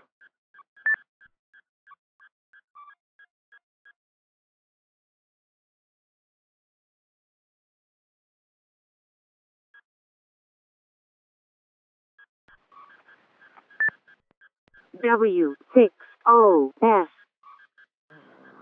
Well, it is W6O is still recognized. It is kind of funny because, and I'm not laughing at either Wayne's question, but it's just it isn't clear to me either, other than it seems that, as John described, it's got a very simple, one-stop does all interface that is a web page that's from a little mini web server that's built into the image. But it's incomplete, and you can't go further, and you can't go behind it. So, I mean, that seems clear to me, but I have yet to hear in listening to recordings that I've caught of Pi-Star type presentations, other than just stations saying, "Oh, it's real simple and it's easier to make your life easier," and then afterwards. Some of these presentations, they're unable to connect to the reflector of the group that's putting the presentation on, which as far as D-Star goes, and, maybe they didn't care about D-Star and DMR was all that it was intended to be used for, but that doesn't make any sense. That deprives it of its other features. That seems strange. Anyway, so W6OSO, thanks for putting your hand up. Go ahead.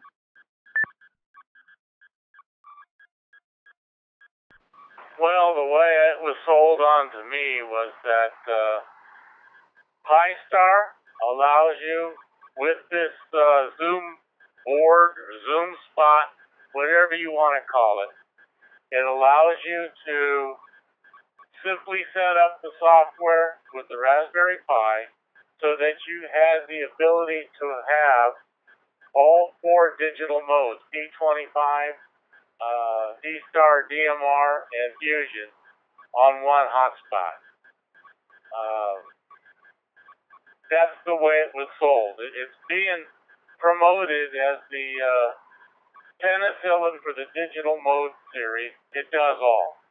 And with the Zoom board, I know the firmware is in there. Yes, it does P25 with Pi-Star. However, as I have found out, using just the D-Star and the DMR tends to override the D-Star, and it's hard to use on D-Star. The board has a sequential movement in it that scans the D-Star mode, the DMR mode, and so on and so forth until it goes back to the beginning again. It senses which mode is currently being used, and it locks onto that mode, and that's why I say it locks out D-Star. If D-Star was more heavily used, it would probably lock out the DMR. I don't know. I wasn't happy with the multi-mode effect, so I just left it as a DMR hotspot. To my knowledge, I don't know if there are any DMR hotspots other than the DV Mega board and that KB5RAB, but this is a new product that's coming out. It's being introduced, so I had an opportunity to buy one. I got one cheap.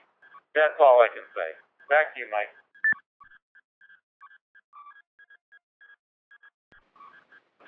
All right, Mike. Well, it is the Zoom spot. It's clearly not the Zoom board, so it's not what we want to call it. The question, though, related to Pi-Star. But what you described is no different, I think, than any other multi-mode hotspot or access point that's running MMDVM and, let's say, the KB5RAB image. I still haven't heard what it is that Pi-Star does better. I mean, the other boards do the same thing. So it seems to me, and I'm asking this, and I'd like to get some comment, that really it comes down to the interface that is that single simple web page. And you need not go any further. You don't need to program MMDVM, an image, and software in that, and you don't have to configure KB5RAB.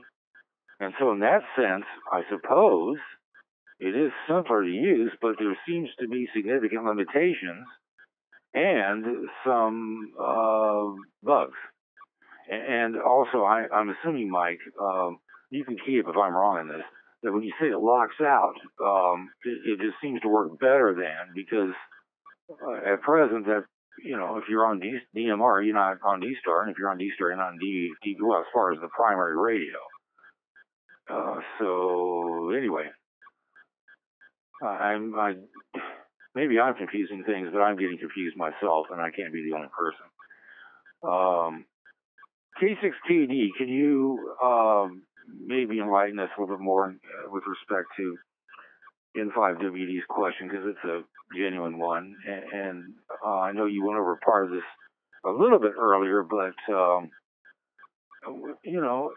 just simply what it is, what's a core that's got everybody jumping out of their chairs and telling everybody else to install it? K6KD, go ahead. I think the first question is, what is the difference between this and D-Star Commander? And D-Star Commander is specifically for D-Star. And if D-Star is what you want to use, it is in my opinion, the best image for D-Star. But it does not do Fusion or DMR.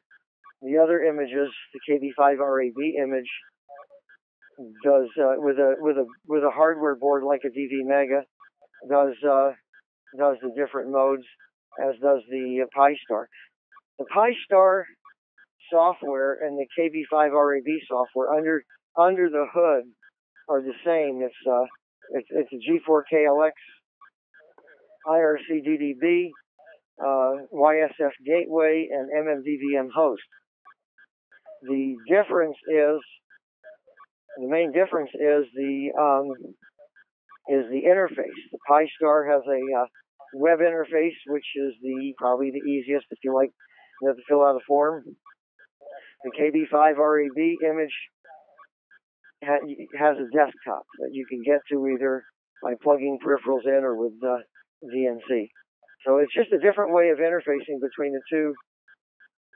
Those two images are multi-mode, and it's just the way you interface with them that's different.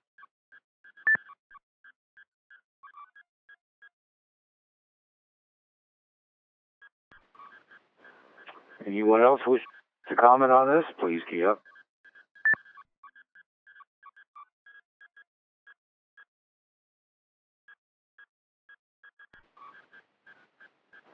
All right, no Kias. Well, perhaps this is being sold or presented. It's not sold because it's freeware, as a way of encouraging Raspberry Pi and DVAP or Raspberry Pi and ZoomSpot hotspot users who have used these access points exclusively on D-Star to expand their horizons. And perhaps they're encouraging others that, look, don't shy away from DMR and the other digital modes. On the other hand, I'm not sure. It seems as though if that's the route that others want to go, you want to expand it. What's wrong with OpenSpot? And why would you? Well, I get it. If you have a D-Star hotspot, here's your chance to make it do more and seemingly do so with less effort. But apparently D-Star suffers to some extent under Pi-Star. So, given that there are no further comments on this, let me just ask N5WD, are you still scratching your head, or does this seem to make some sense to you? So N5WD, go ahead.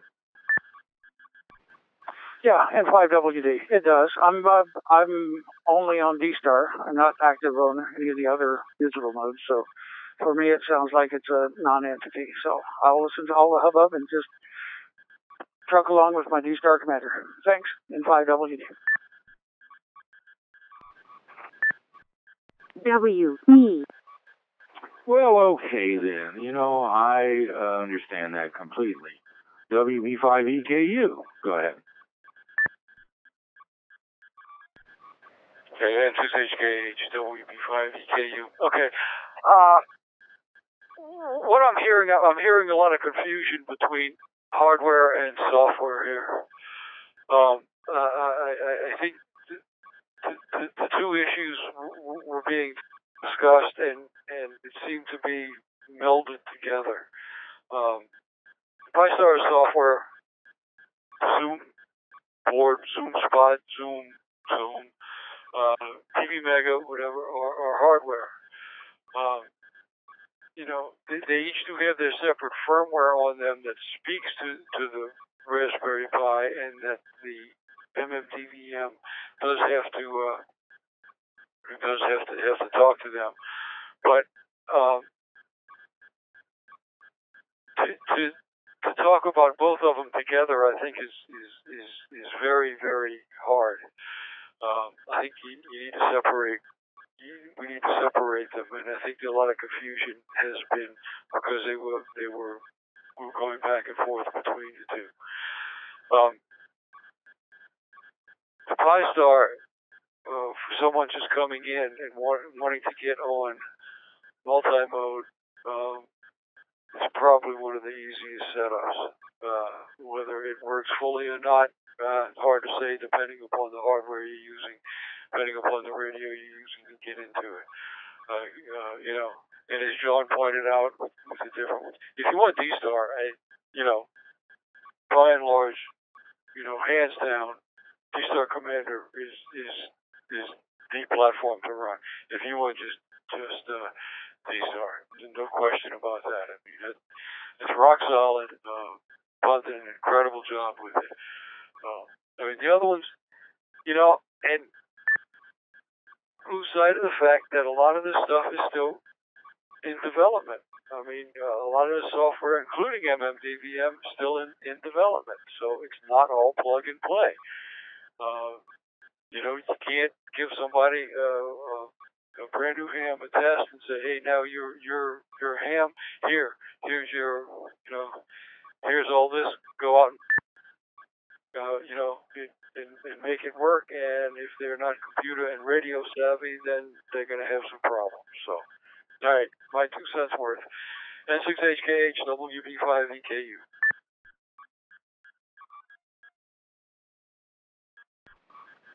And that's an important point, and I appreciate the fact that I let things get sidetracked a bit and with the discussion of the ZUM spot, and that shouldn't have happened in the middle of the Pi-Star discussion, but that's what we did, and thank you for making that very plain.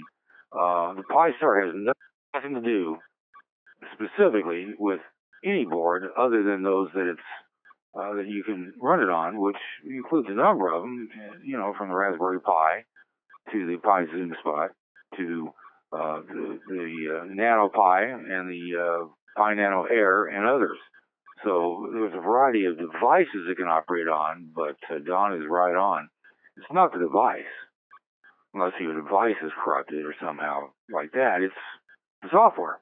That's all we were talking about. All right, I'm going to bring Pi-Star to an end. I think we've about beaten it to death. I'm sure there are people that are sweating bricks and because they're afraid of having Pi-Star nightmares. But I hate to kick anybody off that may have something final. So anything else on the Pi-Star before we move on? This is your chance. Please key up.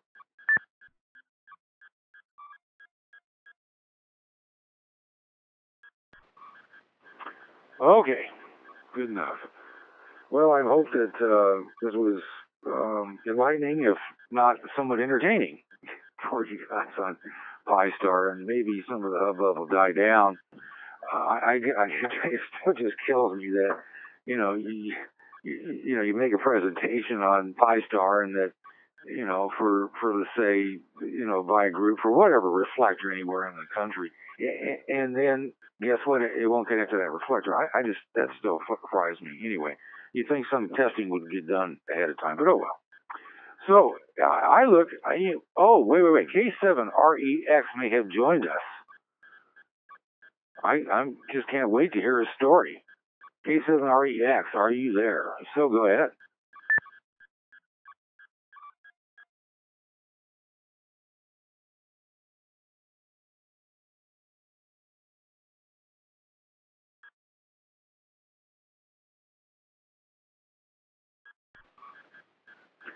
Well, nothing seen or heard. I see him linked. least he was, and I'm scanning around a bit just to see if maybe he jumped around or disconnected, but I thought he was with us, and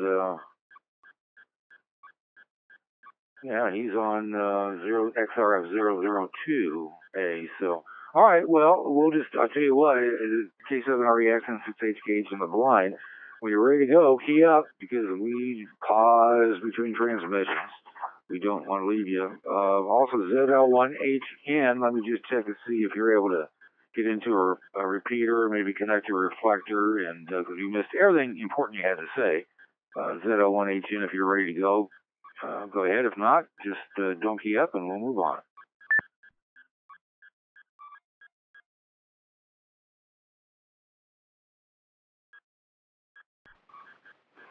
All right, nothing seen or heard on that. So, there's a question that came in through email from one of our long-time participating stations and I'll just read it to you.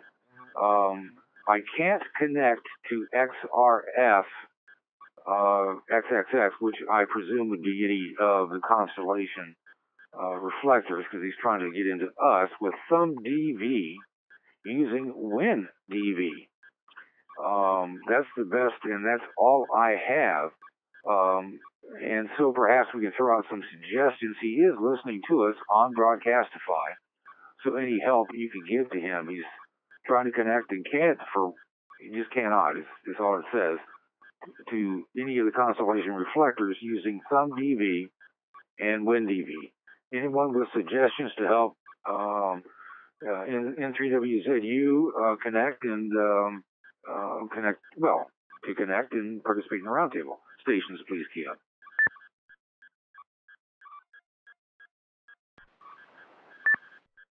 W6K. W6KD, go ahead.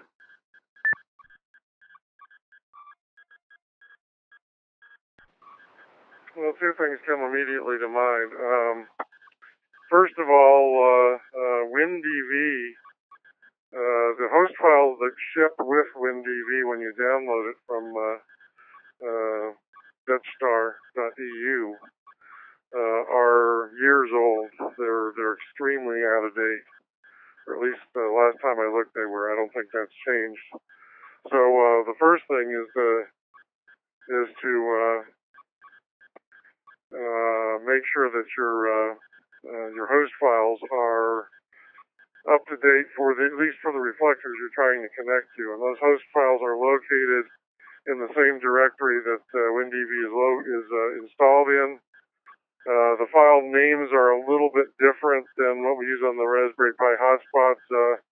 The dextra, I think, is dxhosts.txt. D plus is dphosts.txt. And anyway, so that's number one. For the fourth generation reflectors, like on the Constellation here, it does not matter if you use D plus or D extra. Port forwarding is not an issue either way. But if you're trying to connect to another X reflector besides these fourth generation ones, then you either have to do it either as a D plus connection, which is done in the when you go into the gateway menu, you want to make sure that connecting is using D plus. The D extra will be the default protocol for an X reflector, so you will have to make a change if you haven't already, and make sure it's D plus. And you also check the boxes connect as dongle, else as hotspot, or something like that. That should be checked as well. Or you have to have port 30,001, 30001. Forwarded to the computer that you're running WinDV on. One of those two things has to happen. If you use D plus, then port forwarding is not an issue.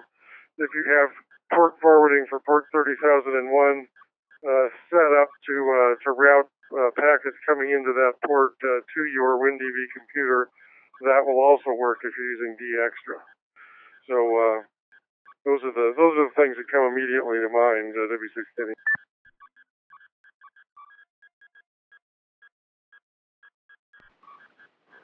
Bob, appreciate the help. I'm sure that N3WZU also appreciates it, and hopefully give those a try, and hopefully you can key up and say, ta-da, here I am. I appreciate that. And, this is, the way this works, guys, is that, if you just can't get in and you want to contact me by email, it's fine, n6hkh@me.com, although it'd probably be best to put it up on the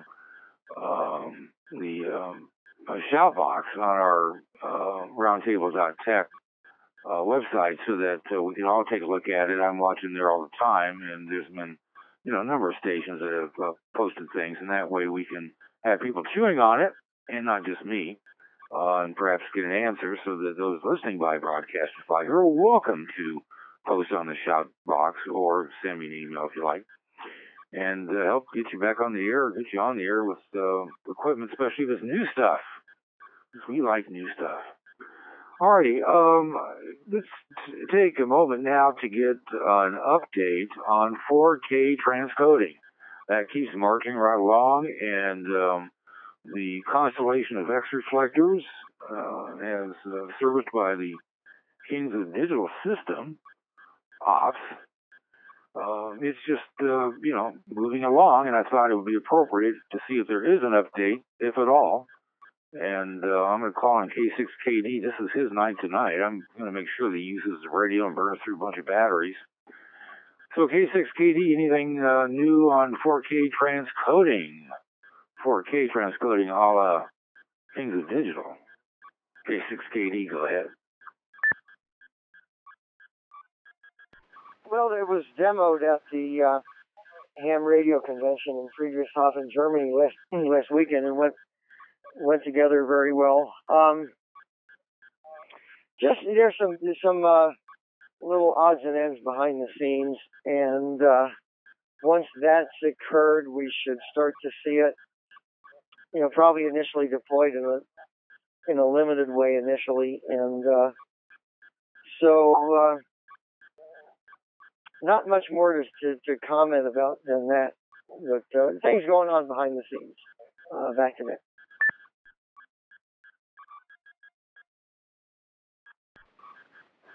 Well, I mean, having it demoed at the Ham Fair in Germany is an important step, at least as far as the software. So, all right, I just want to see if there's anything new, and hopefully everybody will stay tuned as we test and then eventually implement 4K transcoding here on the system, what we call a constellation of X reflectors here on the Thursday Night D-Star Roundtable. And it's a reflector system that's up and running throughout the week. And I got to tell you, I feel gratified. We've had a lot more activity on the system this past week, and we welcome it. We've also had a fair number of new subscribers to the email. You can click on a link on the Roundtable Forum board for that. The Twitter account that we're in the process of working up some features that would be unique to both amateur radio and this roundtable, as well as to Twitter, and as well as following some of the things that, I forgot to tweet the start of the net on Twitter. For those that wanted to see that, I'm sorry about that. It's just too much going on tonight. But we appreciate it. And the way to follow us on Twitter is to click on follow us on Twitter, link on the D-Star Roundtable Forum board that's on the landing page as well. You're welcome to do that. So, let's see. Let me pause for a moment and check to see if there are any questions or topics that you would like to see discussed. This is open in the sense that it can be related to D-Star or any open digital system or protocol. It does not have to be at all related to our discussions tonight. It could be questions that you've been saving, ones that you could not have answered. You could have been asked to slip over here and ask the question and then go back to your favorite reflector and answer it, which is fine. Or it could be a topic that you'd like to have presented. Not necessarily maybe tonight, but at some point, although simpler topics in the sense that we can knock them out now would be done tonight if we could. So it's open. Stations, please, Kia.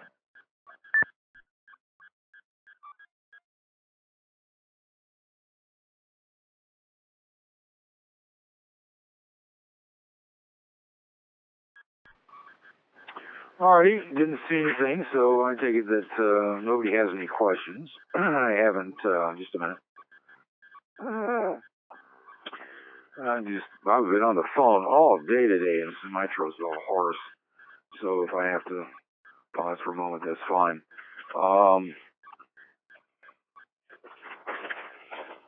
And I'm going through some emails that are coming through. Now, there seems to be, alright, one of the questions was, hey, look, you guys have talked about, oh, I see. Yeah, this makes sense. The question you threw about Micronote International's Nano DV digital voice mode that 2 weeks ago we were bothered to buy it. Didn't look to be a pig in a poke. Looked like somebody just boxed up everybody else's gear and marketed it in a fancy container with a looks like a Wi-Fi dongle stuck in the side and a touch screen, which is color. It's kind of cool, but it didn't seem to be anything special. And then we find out that last Thursday there was actually a substantial device, pricey. It's an all-in-one solution to connect to your favorite D-Star, C4FM, DMR, P25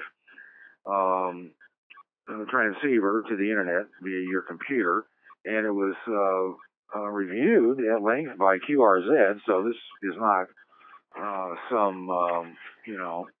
somebody's idea of repackaging everybody else's ideas, although to some extent it is. But the question is, hey, has anybody bought this? Do you have it? Have you put it to use? So that is the question. Nano DV digital voice node owners. If you have one, don't keep it to yourself. Share it with those that wonder if it is worth the price. Stations, please, Kev.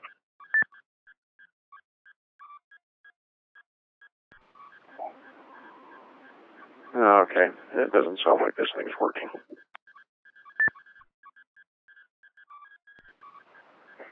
It's working. 36K.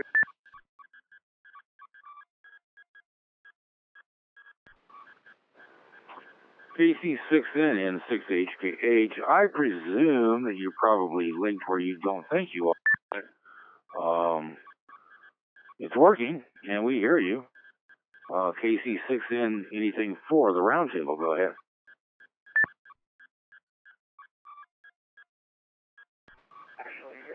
Okay, no. I'm in the wrong spot.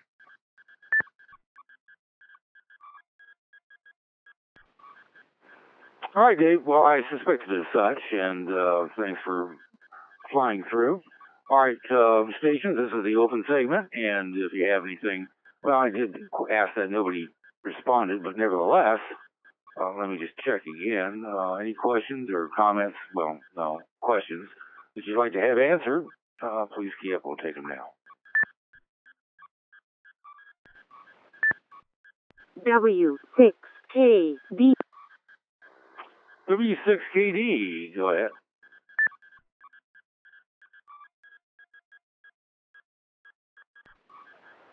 Well, I was going to elaborate a little bit further on the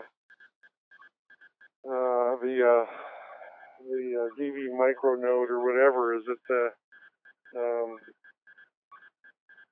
characterization? Well, I mean, I don't know. The characterization of it being somebody else's work. It's a imagine if somebody were to take a Raspberry Pi and put a DV Mega on it and put it in a nice box with an antenna or whatever. By the way, that's exactly what the Hardened Power Systems, the guys that sold that, I can't remember what they called it, but it was a Raspberry Pi with an image with the G4KLX software on it. It had originally it was a DVAP, and then they made a version for the DV Mega as well, and they had a little 3D printed case for it, and batteries and a battery charger board, etc. And they packaged that all up and made a note out of it. Well, the Nano DV, from everything I can see, is exactly that, except they used a Raspberry Pi, a DV4 Mini. Now they tried to they tried to sanitize the documentation by removing the references to the DV4 Mini, but a lot of the text is clearly not authored by a native English speaker, and things are oddly stated enough that it sticks out, and you go, hey, I've seen this. I've seen this before, and sure enough, it was lifted verbatim, page by page, right out of the DV4 Mini manual. And in fact, there are still a few lingering references that weren't edited out to the DV4 Mini. So is that dishonest? Not really. But what you're getting is an assembled hotspot built out of components that we know about already. So if you like the DV4 Mini and the Raspberry Pi, and you'd like to have one with a touchscreen on it, and you're willing to pay $525 for one that's got a Wi-Fi connection in it as well, then knock yourself out. But it isn't anything new under the sun. It's a ready to go hotspot built out of known components, stuff that we've been talking about for quite some time around here. So it's it's not really exactly anything new, other than the fact that you can write one check and get it already assembled from those guys. Back to that 3680.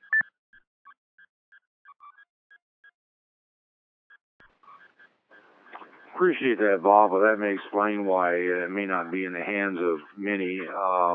It's clearly out there. It's not like it's something that's so new. QSC doesn't review stuff that's not available. And it's $495 with the Wi-Fi dongle option of $30. And you can also get a mini wireless keyboard with touchpad option for $50.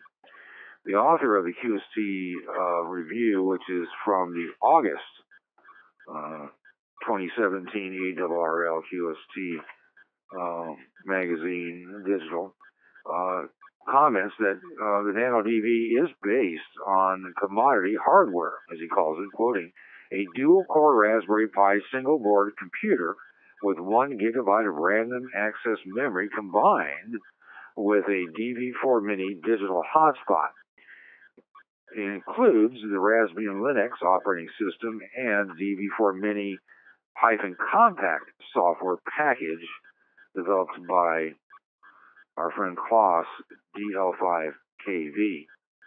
So, the reviewing author essentially has, agrees with Bob, W6KD, or Bob agrees with him. I doubt either know each other, but we come to the same conclusion. So it's a packaging issue. And if you like the package, if you like the way the screen is, and it looks like it's kind of tilted back, and I'm sure that any number of Wi-Fi dongles would work, but the one that they sell with it is extremely expensive. And somebody will get it, just because. At some point, someone will hear and say, I'm here on this device. And that would be cool. But it is a bit pricey. So, alrighty. Anything else for the good of the roundtable, in the sense that we're kind of in an open segment, looking to see what you want to talk about before we continue on with what I want to talk about? Stations, please, Kia.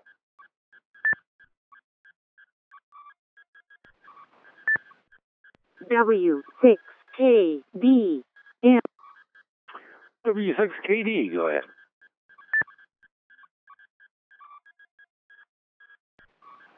Yeah, well, I'll just tag on and add one last comment there. The real comparison has to be, for some people, being able to buy it pre-assembled, is value added enough to pay that kind of money. But on my support board for D-Star Commander, w6kd.boards.net, there's a tutorial section, and I have illustrated how-to guide on how to build a hotspot. And it takes about 30 minutes, maybe 60 if you're if you're a little timid or whatever. But to do that, now it doesn't have a touch screen. Okay, so that's the one piece that's missing. But you're talking about $200 versus $525. So there's a significant amount of now. Well, and again, to be fair, there's no touch screen on it. I think those touch screens are about somewhere between $50 and $75. If you look in the right places. But so there's a significant premium being put on assembling that thing for you. So if you're inclined to be, and this is not a break out the soldering iron and roll up your sleeves kind of project. This is taking parts and just plugging them together. Nothing more than a screwdriver really required to assemble it. So anyway, it's whatever floats your boat, but just realize that the premium is significant, more than double, way more than double what you could build one for yourself. Back to that W680.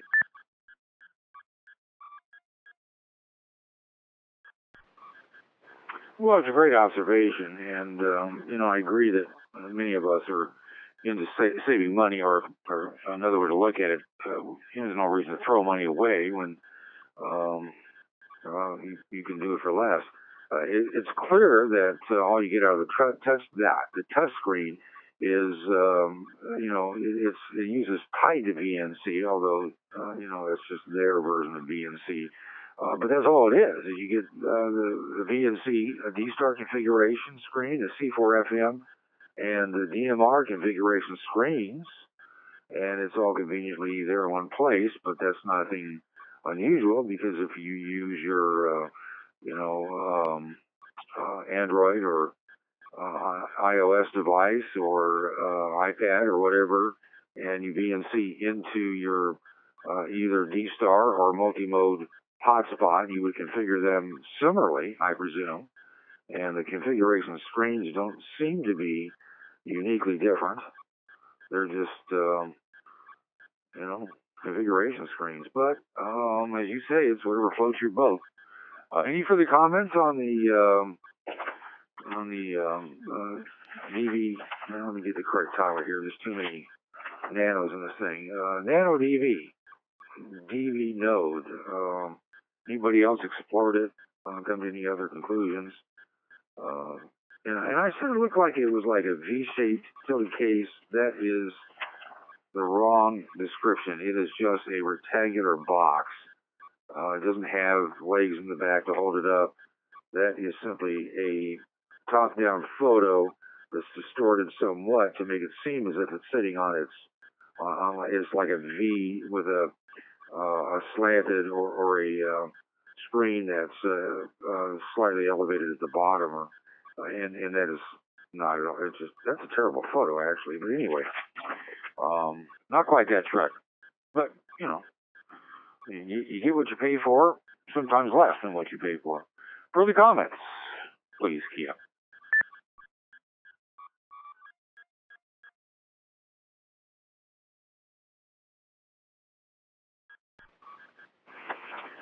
Alrighty, nothing seen or heard. So,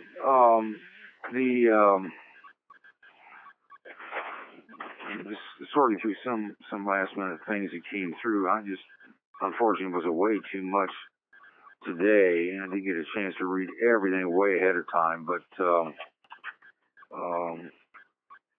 there is it's kind of interesting how people like to structure discussions in a manner that seems familiar to them or would be plainer to others.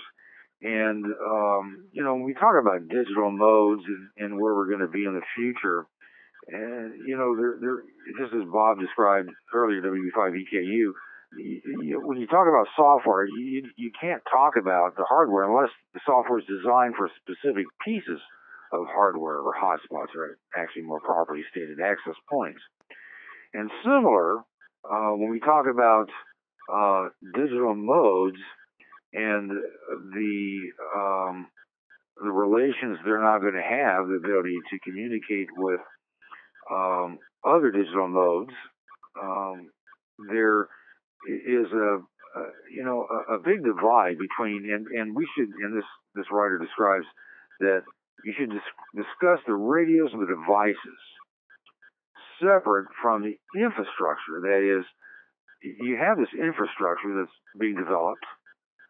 At some point, it's going to be 4K transcoding. But what about the radios and devices you will need to access that infrastructure, or even if it's existing digital infrastructure? You need to separately discuss, as suggested, the infrastructure against the equipment that's needed to access that infrastructure, because the infrastructure is not built for specific radios or devices. It's built for protocols and ways of communicating with the infrastructure, namely reflectors. But it seems that we presume that you get to it with this radio, this device, and none other. And it's an interesting concept. I'm not sure that we're prepared to make a foray into a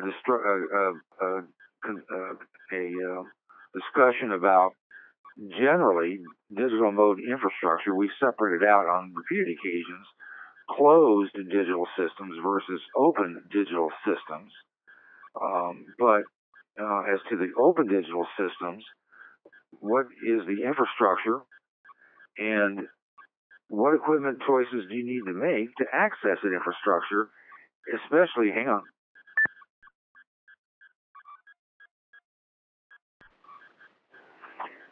especially as the infrastructure improves and transcoding and other things come into play and you are able to communicate across otherwise impassable digital modes.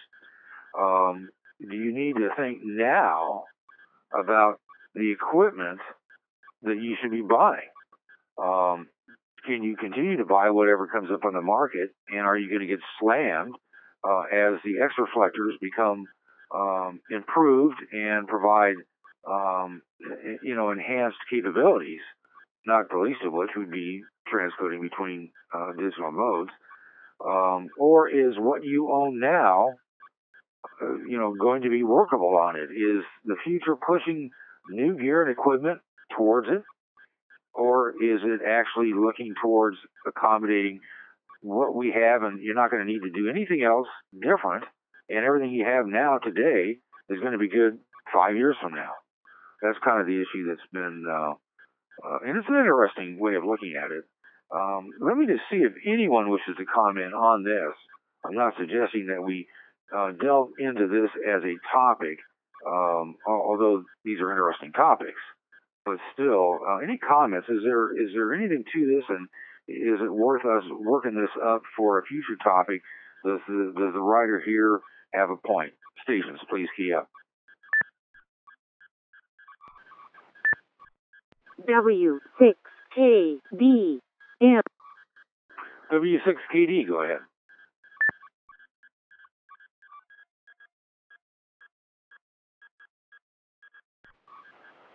Well, from my perspective anyway, I'm a hotspot guy. I'm not that I'm anti-repeater. It's just that repeaters are well, I have no repeater support here. We have a repeater at a great location here in town that's down most of the time. But even when it's not down, I can't get to it because I can get to it, but I have to put an outside antenna up and run cable across the house and go to great lengths. Whereas right now I'm at 100 milliwatts on an HT wandering around in my basement. Is something I can't do with a repeater. So let me change it. So anyway, I'll preface this with this applies to hotspots, and I think hotspots really are in many ways a superior way of getting into the digital systems anyway. Unless maybe you're driving around town in your car. If you're the kind of guy that that wants to be on the radio during your drive into work every day, that might serve a purpose. But if you drive out of town, or if you don't have a repeater in town, then of course that's not going to help. But anyway, with regards to hotspots and future proofing yourself, honestly, I couldn't recommend in good conscience that anybody go out and buy a single mode hotspot anymore. I wouldn't recommend anybody buy a DVAP, for example. Not that the DVAP is a bad device, but it's D-Star only, and if I'm betting money on who's going to still be standing 5 years from now, I wouldn't bet on D-Star right now. Just looking at the trends and pricing on radios and the developing infrastructure, particularly with regards to, open access DMR systems and extremely inexpensive radios that work quite well, et cetera. So that's my take on it, is that multi-mode is a smart move just because, we don't know. I wouldn't necessarily, I'm not pronouncing D-Star dead, but, if I were going out to build another hotspot right now, with an eye to the future, it wouldn't be a single mode one. The other, just the same. In fact, probably, Yaesu Fusion is fraught with problems, and I wouldn't bet money that it'll be still standing 5 years either. In fact, if I were going to rank them in probability, I'd say DMR has the likeliest chance of still being around, D-Star next, and then Fusion, at the bottom of that list. And so, anyway, there are several good options right now. The DV Mega on our Raspberry Pi is multi-mode with the MMDVM software. You can run D-Star, DMR, and Fusion with one of those. The OpenSpot, of course. I'm not a real fan of the DV4 Mini, to be honest. As an infrastructure operator, particularly reflectors, I've had more problems with the DV4 Minis than any other device, and still do. But they're out there, and of course this this new board that we were talking about earlier, the Zoom Spot, has potential. Although, in the interest of full disclosure, I did have an earlier board, a 7021 based hotspot that was of pretty poor quality, and I wouldn't jump on the Zoom Spot board right away until it proves itself. That would be my 2 cents. Jim's a smart guy, but there were some real problems with that project, and anyway, I don't know. I'm hoping they won't reappear, but it needs to be said that this is a guy that that's doing this as a hobby and supported by other people that are doing it as a hobby. And the guy up in Canada, Wayne, I think his name is. Anyway, so I would adopt a wait and see on that one. Might prove to be a really inexpensive, great board, or it might not. I'd let that one mature a little bit. But anyway, we've got lots of good options. So I think I've talked enough. Back to the net, W6KD.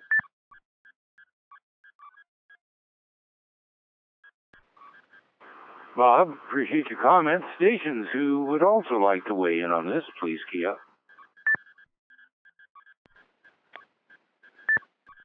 N5W. N5WD, go ahead. Yeah, question for Bob. Bob, you said you wouldn't be building a D-Star hotspot if it were you, or a D-Star only hotspot. My question is, if you were doing it for yourself, would you? Or if you were doing it for non-commercial work for just a small group of people that you run around with? Now, I understand it'd be different if you were doing it for a commercial venture, obviously. But what about just for yourself? I mean,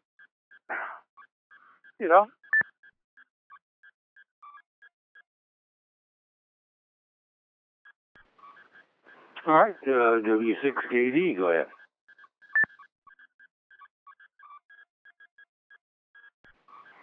Okay, well, what I'm saying is I wouldn't buy or build a hotspot which is only single mode capable. If I'm a D-Star guy, I can buy a multi-mode hotspot and make it a D-Star only hotspot that works great in D-Star. In fact, I'm not really a fan of multi-mode hotspots. Well, let me go back to rephrase. I'm not a fan of hotspots that try to run in multiple modes at a single time. I prefer, in fact, I've got 9 hotspots here in the QTH: 3 D-Star, 3 DMR, and 3 Fusion. Each of them is dedicated to a single mode. I don't have any of them trying to do multiple modes at the same time. So what I'm saying is I would buy a device that's capable of doing everything, and then I would configure it however I want. If I'm a DMR guy, I'd still do the same thing. I'd buy either Raspberry Pi DV Mega or a OpenSpot, and those would be the choices. Those two are the ones that I think are the most stable and most proven. And if I'm a DMR guy, then I set it up for Brandmeister or whatever, and I use it in DMR. But it gives me the flexibility that if in the future things start shifting one direction or another, or if I develop an interest in something else, it's just a matter of either loading some new software or maybe even as simple as just reconfiguring the software I've got. So I'm not saying we need to go charge head first into the other modes. If you're dyed in the wool D-Star guy, as I was until not too long ago, I think it's still wise from the perspective of future proofing to get a multi-mode hotspot, configure it for D-Star, and just know that if you want to do something else with it, you can.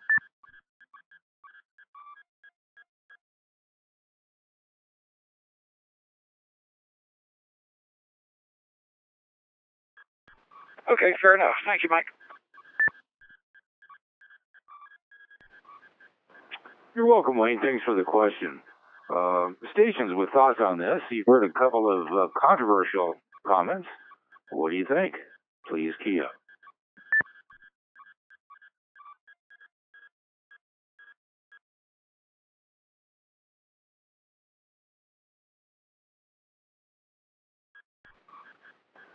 All right, nothing seen or heard. Does anyone else worry, as Bob does and I at times do as well, that the future of D-Star is largely dependent, and this is kind of contrary to the topic or theme that was suggested that started all of this, that without the manufacturer's support, how many people are going to continue to look at D-Star radios? ICOM isn't doing anything special or new. Their radios are expensive compared to what's available in other modes. Well, more specifically, DMR. That doesn't imply that the REF system and all the that is D plus and D extra is going to collapse and go away. But look at what the trend is. It seems that people are saying, well, maybe a radio at half the price is better for me. And if I can buy an OpenSpot and get where I want to be, that may be the better choice. And the reflectors are starting to, as we approach the age of transcoding, and as we call it 4K transcoding, truth transcoding, where you wouldn't know the difference depending upon from one mode to another. Even though it's being supported by XLX reflectors, and you can connect to it by XRF, but still, the modules that are going to be carrying this transcoding capability are blurring the lines. Now, this is a good thing in the sense that we're talking about open DMR and open D-Star. Of course, where we're at now is open. But is the interest in throwing up D-Star reflectors, which still outpace every other, the X reflector, let's be specific, outpaces every other reflector, D-Star or otherwise, going up, is that going to slow? And is that a worry? And there's much to be said, I think, about if you're going to future-proof your investment, multi-mode is the way to go. And of course, that may explain some of the interest in Pi-Star for those that want to, update by software alone. Although that may not, I think over time we're going to find out that Pi-Star is not quite all that it seems to be, but it does have a purpose. And it does make the transition easier. On the other hand, there's not a lot of learning going on. Anybody else have any thoughts as we press on? Please key up.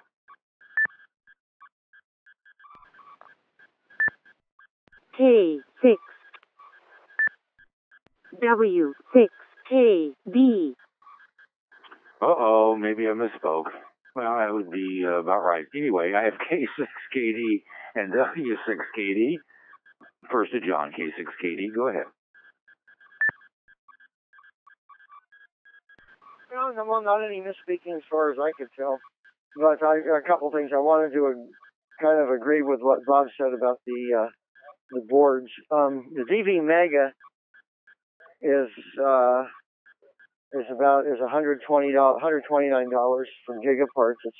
It's tried and proven.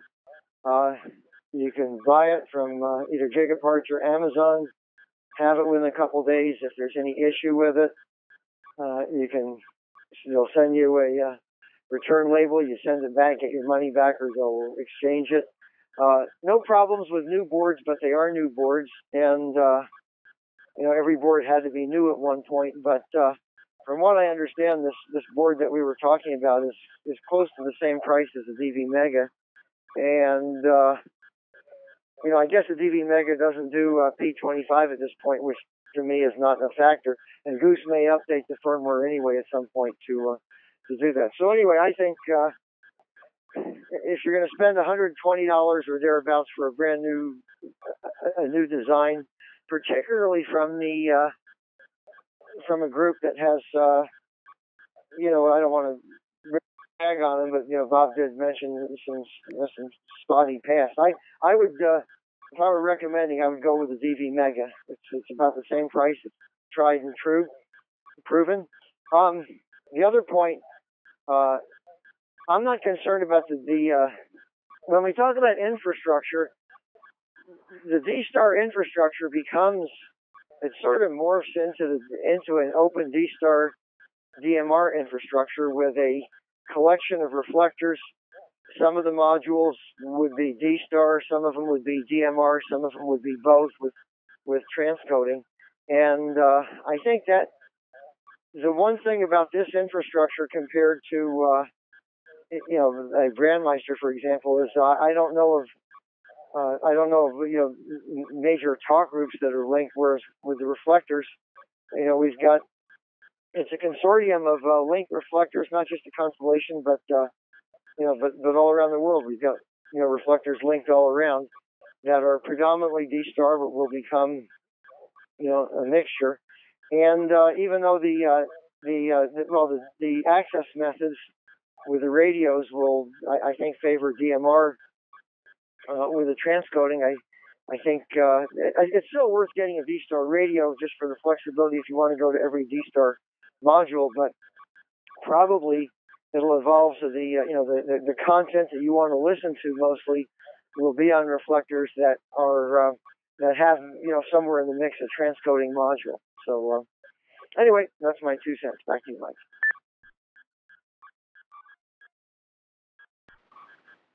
Appreciate it, John. So do you see X reflectors linking more broadly and on a much wider scale than they are today, perhaps to the extent that even systems that seemingly are independent are going to have themselves linked together? I realize it's not just a matter of issuing commands. There's, both admins have to agree to it.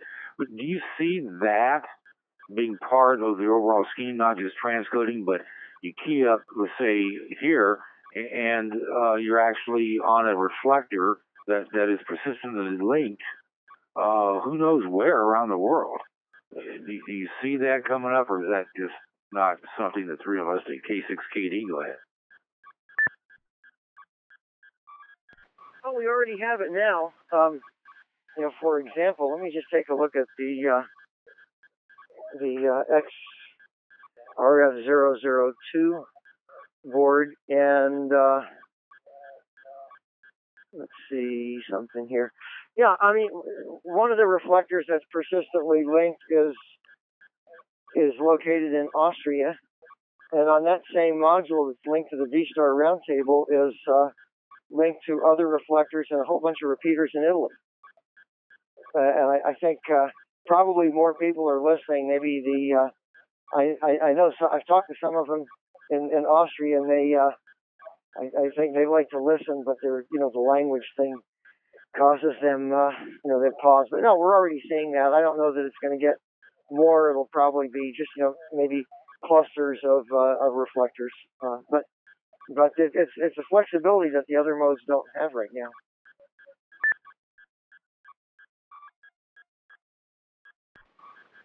All right, just curious, and of course, that's a voluntary thing, and we're tickled to death that occurs. The more the merrier. W6KD, go ahead.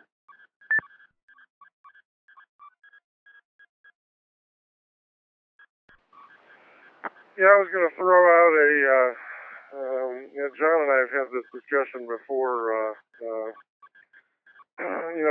The current focus on transcoding is at the reflector level. The idea being that particularly for events like this net or other nets or perhaps nets are the primary. Primary is not the right word. Anyway, nets would be a great example of where you could really put transcoding to use, because you could invite all comers, all modes to come in and talk digital radio, for example. And but the other possibility is that you could build transcoding into the gateway as well. And it's not being done. I don't know anybody that's focusing on it, but the hardware required to do it would be a couple of thumb DVs.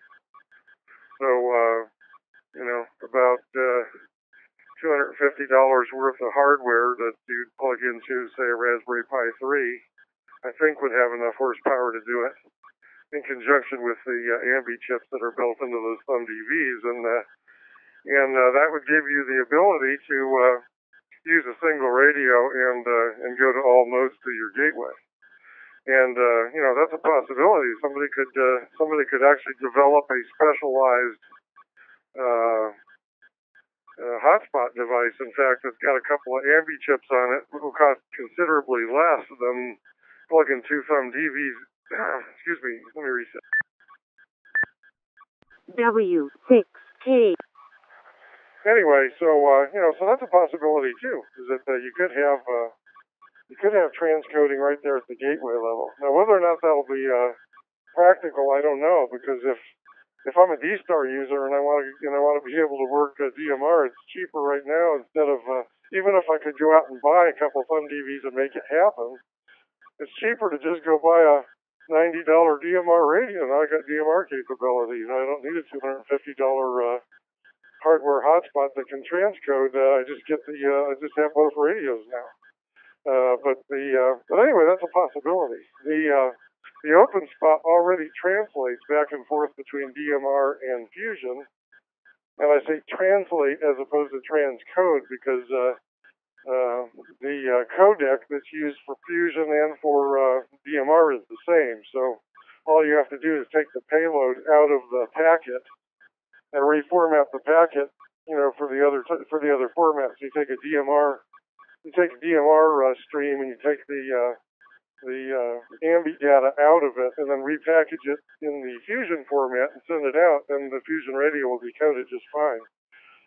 It's crossing the Ambi divide between D-Star and the other two modes where it's we're transcoding, where actual use of you actually have to decode the Ambi payload into PCM digital, and then you have to re-encode it on the other side of the Ambi divide. So Ambi to Ambi plus, or Ambi plus back to Ambi.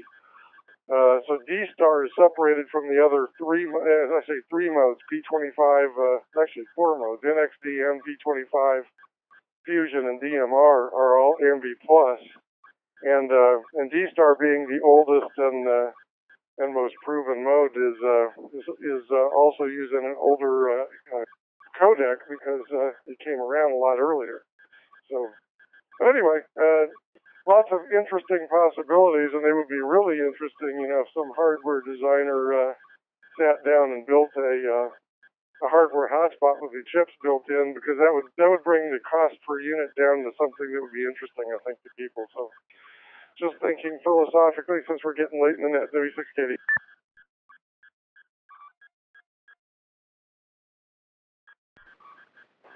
And being philosophic is never a bad thing. All right, Bob, appreciate it. Anyone have further comments? Please key up.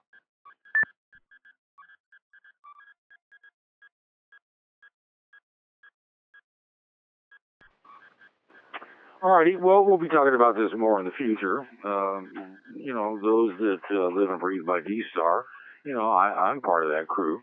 I'm not being frightened away that if I don't protect myself and future-proof myself immediately, I'm going to have trouble. But, buying new gear to do multi-mode, I listen intently to those that are involved in what we will be using soon, as well as the thoughts of those that have the capability of thinking ahead.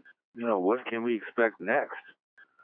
All right, appreciate it. All right, so at this point, let's see if there's anything else going on. I'm somewhat inclined, because I'm not one to miss a hint, that perhaps we've gotten through enough for this edition of the Thursday Night D-Star Roundtable. That doesn't mean, though, that there's not more to go. Sometimes there's never enough to talk about. But in asking for stations that have topics or questions, didn't get much of a response. It appears that there's nothing else that is motivating people to key up and start something tonight. It's just neither good or bad. It's just the way it is. Perhaps I should ask if there is anything further or of a final nature or a conclusionary nature for the Thursday Night D-Star Roundtable before we bring it to an end, because we don't want to let, well, you know how it is. I hate to close it down when there's stations that want to key up and talk. I also should ask stations that if you keyed up and you did not get recognized, which would not be something done ever on purpose, but sometimes it happens. You think you keyed up and I didn't see you. Please feel free to key up and say so, and I'll get you in here. So, any of the above, please key up now.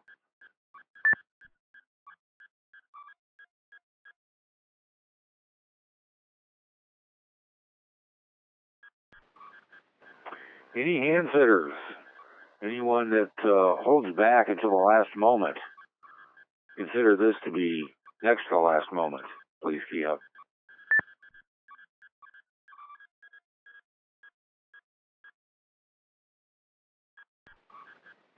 Well, I'm sorry to see we didn't hear from K7REX. We can't force people to be someplace when they can't be there or don't want to be there or just are unable to get with us. We'll talk with Dan next time, perhaps. So I'm going to call this to an end for the Thursday Night D-Star Roundtable for July 20th. I want to thank each and every station who participated because, as you know, without participation, there would be no roundtable. And as you can well imagine, this isn't a one-man show. Well, it is as far as net control is concerned, but the roundtable, it's digital recordings and broadcasts, as well as the constellation of X-reflectors and the work being done regularly to keep them current, as well as implementing new features, is done by others. And without these others, we wouldn't have, well, the heck of a system that we have. So I want to make it an important point to thank W6KD, K6KD, KK6MYS, WB5EKU, and WA6JFK for the time, services, and money that these guys put into the roundtable and what we call collectively as the Kings of Digital System for the work and the time and the money, because we don't collect dues. There are no dues. In fact, if we were to issue membership cards, it would say membership cards. It would say dues? No, 0. So we're here every Thursday at 7 p.m. on the Roundtable Constellation of Repeaters. Pretty quick after we close, the shout box will be cleaned out. Copy to move to the shout box history. And, of course, the shout box is open 24/7 for those who would like to post messages, perhaps suggest topics or questions. Give us a status if they'd like. If you have a topic, though, or a continuing conversation or a question that you know is going to be is going to have several replies, it's probably better to put it in a folder that is a regular thread that you would post to, as opposed to the chat room that we call the shout box. And that's also on the beginning and near the of the landing page of the D-Star Roundtable Forum board. And if you sign up, which is easy to do, you can review, post, reply, complain about, add to. You can even move things, but you can't do that. But there's a lot of stuff there. And if you have things that you'd like to add to the vast amount of information we have across the various forum boards, or that is the folders and categories that we have here, please feel free to do so. We like to look at it. We'll give you a good mention and make sure others know about it. And as always, the podcast is usually up and running long before the promised time, officially, of noon of the following day. Today being Thursday, so it'll be noon by Friday, but Ming usually has it up sooner than that, after cleaning it up and making it pristine, but at the very least it'll be then. Now, in addition to tonight's net, there are 2 other nets that you can hear on the Constellation. Tuesdays at 5 p.m. Pacific, it's actually 000 UTC, the 100 watts any-wire net, as well as Saturday, every Saturday at 6 p.m. Mountain, again it's 000 midnight UTC. The D-Star users group meets here. Net control for both is Jeff VE6DV. Both of them are gaining steam.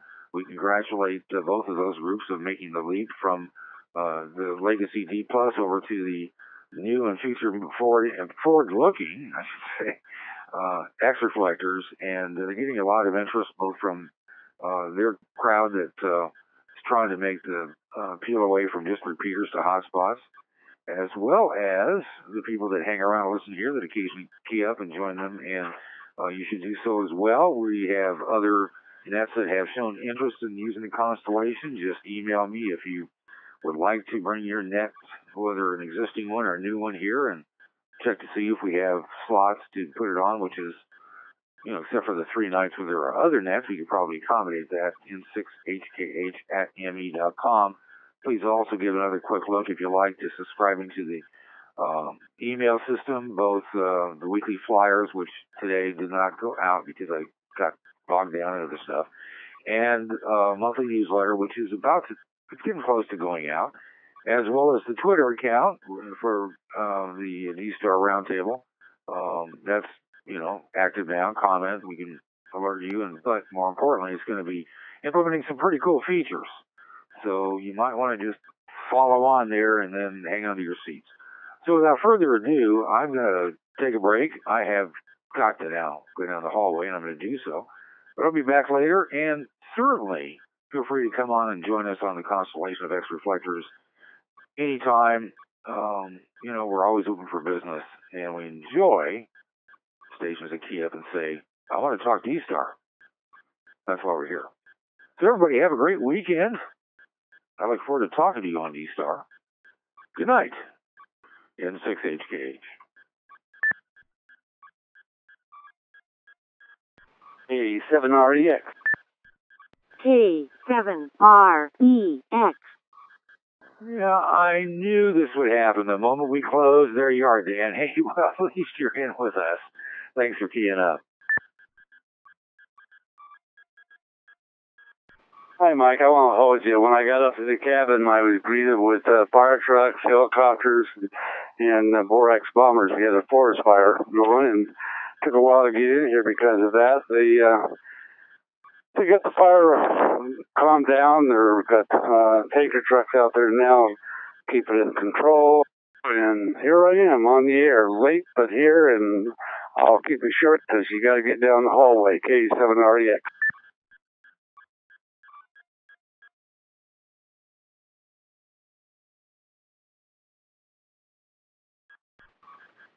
Oh no, I mean that is just terrible. Well, I hope that the forest fire is not going to gobble up your property or structure. And I'm sorry to hear that. Thanks for keying up, though. Yeah, once I realized that the round table's over with, what happens.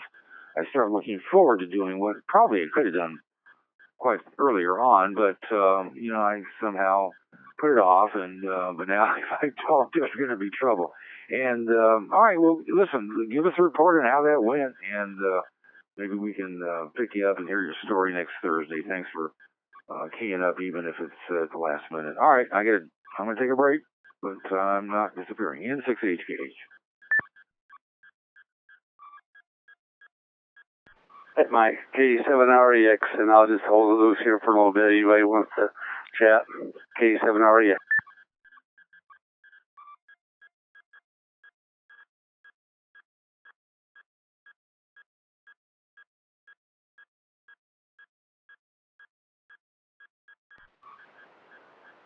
KF0LF, W6KDA. Jenny, you out there?